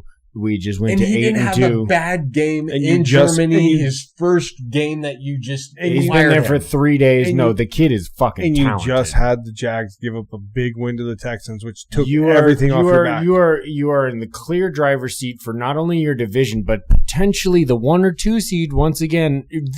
Let's fucking go. I love this move. Like, I understand that it is. You're risky, throwing a big dart. But it also works for your defensive system. He is going to go. He's going to lock down half the field. But he wasn't doing that with the Jets. They play a different system. So he works better with Lou's system than he works with Aaron's system. So he should improve. I mean, because this year he's been down. Well, even last year, he's not going to tackle. He's going to cover. He's going to shut down coverage, right? So 2. We're at silver. This is where I have the Seahawks. Good job. Thank you. I was worried. I was like, they have not revealed themselves. And if they're not on this top 10, I would feel like I think misappropriated. They compete with the number 1, and those teams play next Sunday. So we get to find out. So the NFC West takes your top 2. Well, it should be. Dude, I don't know who else you're going to put up there. They're both clicking. And Seahawks, they're top 5 in offense and defense. Only team right now. Yeah, I don't know who else you would have put at 1 or 2. Sam Darnold didn't have to have a good game today, and they still dominated. 44-22. It was Well, next week's huge. And my number 1, the Rams. And I can't necessarily. And they're healthy. And I can't blame you for that because of the track record. They should be Devontae. He went out with a back. Did he come back? Is he okay? We don't know. We don't know. Devontae did go down with a back injury. It could potentially, very well could be because Puka was out for a game or 2. But with Puka and Devontae, with Matt going and Kyron Williams only has to do so much. Yeah. And Higbee catches balls, and then they had a tight end wide open today for another touchdown. They did. Parkinson got himself a touchdown. Shout out to a former Seahawk. They're running the 3 tight end sets with him and Ferguson and Higbee. They don't have to do anything else. But that's confusion though, because you're like, why isn't Devontae on the fucking field? Because you don't have to. They're so good. That's insane. They're so healthy offense. I understand. And they've been healthy. And their offensive line's healthy. That's the most important part. My concern with the Rams coming into the season was all those reports we heard about Stafford's and his back, right? Correct. And that hasn't been an issue. He's MVP number 1. And at this point of the season, yes, I have him. Last week, if you looked at my quarterback rankings, he's at the top. Stafford looks like the MVP this far into the season. No, you put Stafford at 2 and Mahomes at 1. I did, but they would change after they played because Chiefs had the night game and they would have fell out after being beat by the Bills. Stafford would be my 1. Okay, well, I'm just saying, the end of last season. You reported it. I had him higher than everybody else here. I'm not. Once again, I understand. I put him at 8. I'm not saying I'm fucking in any air. I'm just saying that's where I had him, is at the top of the list. I had him at 4. Okay. No, right now the Rams are healthy. Byron, you double and reverse. Byron Young's getting all these sacks. Dude, your defensive line's massively healthy. You made the one move to go. We lost our center today. You made the one move to go get your. Sandell got hurt. I don't know how long he'll be out, but we're going to play backup center potentially against the Rams. You made the one move to go get another cornerback. At least it's not Aaron Donald. Let's fucking go. Oh my God. I hated playing that man. God damn. The Rams, all they do is do what they need to do. In every portion, they're well coached. They have talent. They're young. They're fast. Every portion of their organization. As long as they stay healthy, they're hard to beat. They should be the one. They only have the best. Their only real weakness that has kind of shown up is special teams. And block kick. They've lost 2 games on block kicks. Yes, a couple of muffed things. It's their special teams that is their weakness. Otherwise, they'd be undefeated. Offense and defense both are the Rams and fantastic. The Seahawks are just – the game is so close that both those teams could be undefeated. Next week's going to be – both of the games you lost, the Rams and the Seahawks are just change that game. Yeah, no, because what are you on next week? As far as like timing and everything, you got to be prime time. No, we're just because it's a regular division game. We're the 125 That's a game. prime time division game. Now the Seahawks were supposed to be shit. Let me tell you something about coming into this here season. Okay, the Seahawks were supposed to be third or fourth in the NFC West. I do too. Because I do too. Yeah, and I appreciate you. But I am saying the national pundits and our narrative was 3-4. I did not hear anybody super high on the Seahawks. The Rams, yes. Yeah, everybody was high on the Rams. Yes. But against the division game, like you're not going to put that unless we were both elite coming into the season. Still had questions about the offensive line. I don't blame them for what I'm just saying is we're a 125 game. Darnold 425 in the East Coast if you follow us out there. He's learned in Minnesota and taken a step forward even in Seattle. Bro, I love it. I'm not saying I would love for them to flex. Can I remind you guys that the Rams have 2 first-round picks? They do. That's because they were the Jackson Dart trade, right? They were the Jackson Dart trade. Yes. They were 20th, and they moved back for the Giants. Yeah, they're either taking their next quarterback who's going to dominate the NFC West, or they're taking hella good people. No, they don't miss. Miss. They don't miss. I would love that too, but they also that means they can manipulate and move up if they even need to, kind of thing. They don't miss. You know they don't I miss. just Amazing. so the pick that they made, that Giants pick will be pretty good. Right? I mean, their pick right now is going to be shat. It's going to be down in the fucking late 20s, early 30s, depending on how far they go. But they're definitely a playoff team. They can hit, and Stafford can retire, and they can still be in the gutter. QBs rule the world, man. QBs rule the world. Fuck. Dude, that team drafts hella good. Look, all right, that was some NFL love. We're not previewing any games. We're not doing any of that. No. We're moving on to fandom. I want to hear about the movies that you've been talking about. Yeah, so we talk about the media today is going to be movies. I've been watching hella movies lately because I've been walking a lot. I don't know if you guys have seen Maze Runners. The Maze Runner movies. No. I was very not knowing what I was getting into. Liked them. Okay. 7s. Across the board. The first one's definitely the best, maybe an 8. Wasn't really knowing what I was getting into. Didn't really do a lot of research on it. Was surprised. Sometimes it's best. Just hop in and see where it goes. Was surprised where the storyline went. Okay. Good. Very good. Okay. Liked them. Also knocked out Old Guard 1 and 2 with Charlize Theron on Netflix. Their movies there. I enjoy her. I think she's a good actress. They are about immortals. Dude, okay. Yeah, she killed it in Mad Max, dude. Fury Road. She's good in these. 1 great. Is hella good. 2's good and definitely have to have a 3. 2 is left. So wide open for a 3. Every movie does that almost. They have to nowadays. It's crazy. So waiting for 3 on that. Good movies there. Check that out. Also watched Star Trek again. The 3. I like those movies. I'm so a Star Wars dude. Been a Star Wars guy my whole life. If I was in a pick between them, those Star Trek movies. This has been like the 7th or 8th time I've watched them. Are so good. Number 1 with Chris Pine. They change. You guys. They change the dope. Very first scene changes the whole entire storyline from what our parents watched. It's true. They are really good. Chris Pine is underrated as an actor. The way they build Zachary up the Quintero, Academy the kid plays Spock, is awesome. The way they build up the Academy and the way that they build up the storyline before he even gets to the Enterprise, and then he's got to earn it, and then he fumbles it, and he comes back.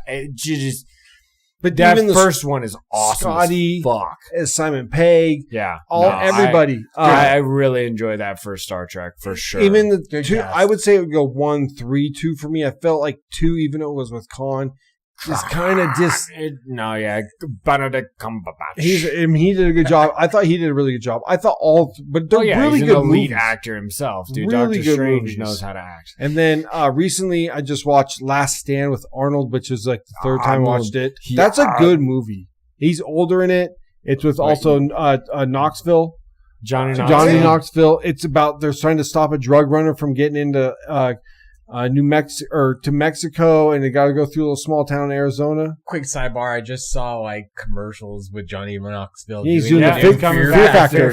I'm about that. So. I don't know if I can watch that show. I'm more than Joe Rogan. I think that fits with that's that what audience. I was about to say. Is that I Joe. Absolutely think they grabbed the right guy for that job. I just don't want to like watch that show. You know what I have been watching? You know what I have been watching? Tell me, Charlie. Is Ink Master. The new season is dropping. Yes, it came out with the first 4 episodes are out, and it's like fresh. So it drops every Wednesday at Paramount. I know that like not a lot of people. Dude, I'm done. I'm fucking done with it. I'm gonna light it all on fire. It's terrible. Oh, it's so hard to watch anything. Dude, it's so hard to get on this. anything. It's on this. It's on this. It's fucking over here. It's over here. Who fucking knows what channel it's on anymore these days? There's not but channel's not a thing. Right. It's like you have to have every streaming device to watch this right, shit. For sure. To keep up with modern media, because Apple TV will have a show, Paramount will have a show, Netflix will have a show, Hulu will have a show, Disney Plus will have a show. Yeah, it's insane. It drives me nuts. It's insane. You know, one thing I know that you got rid of Fubo recently. Today's the last day. They have that bare knuckle fighting. We watched that the other day at the house, brother. I have been every time I turn on Fubo. Were we watching that last weekend? Yeah, but they have the exclusive rights to the stream, and it is fucking, dude. It's a small little ring. And it encourages fucking, you know. Have you guys seen, I missed it, Thunderbolts?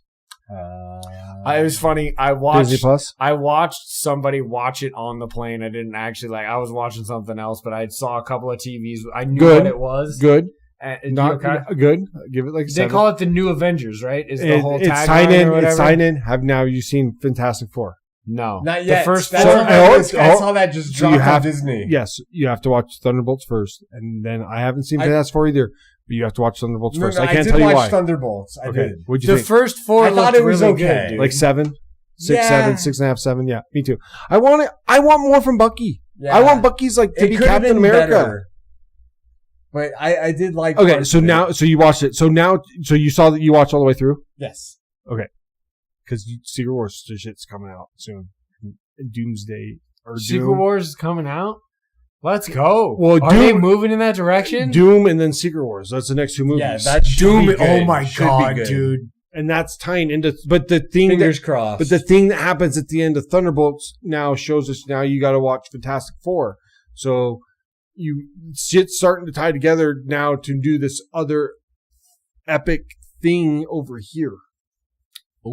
Secret Wars, dude. I read the book, the comics, the shows, everything. Secret Wars is amazing. That's a fandom. We're not going down that rabbit hole. No.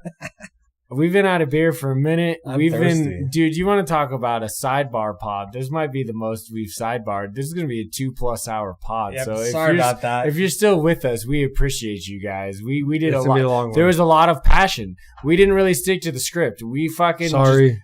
Don't apologize. I make the script and I fucking stick to it. And I love everything about it because it's passion, and that's what we're here for, you guys. And we want to hear from you and what you're passionate about. I won't have another Raider take until draft season. That was good. That was good. That was juice. So that was 115. Make sure you pay attention to us on X and Instagram for our pictures, and don't follow our bets.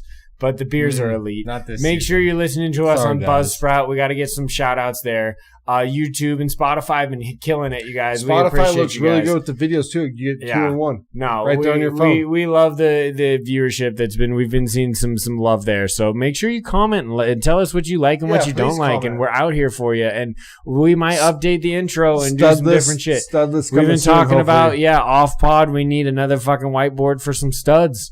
And those are going to rotate a lot more. That's going to be a lot, right? It'd be during season. So right now, if we did a stud list right now, you'd have 5 football players or 8 football players and 3 basketball players. So basketball season starting. I don't think Kittle's going to be a stud. He wouldn't make that list. I don't think so, bro. There's got to be some NBA guys that we would start I would say to 5 and 5 put into the conversation. 6 and 3 or 8 and 3. Yeah, but either way, I do love that idea, and we're gonna go ahead and cut this before we fucking put you to sleep. We'll see you for 116 soon.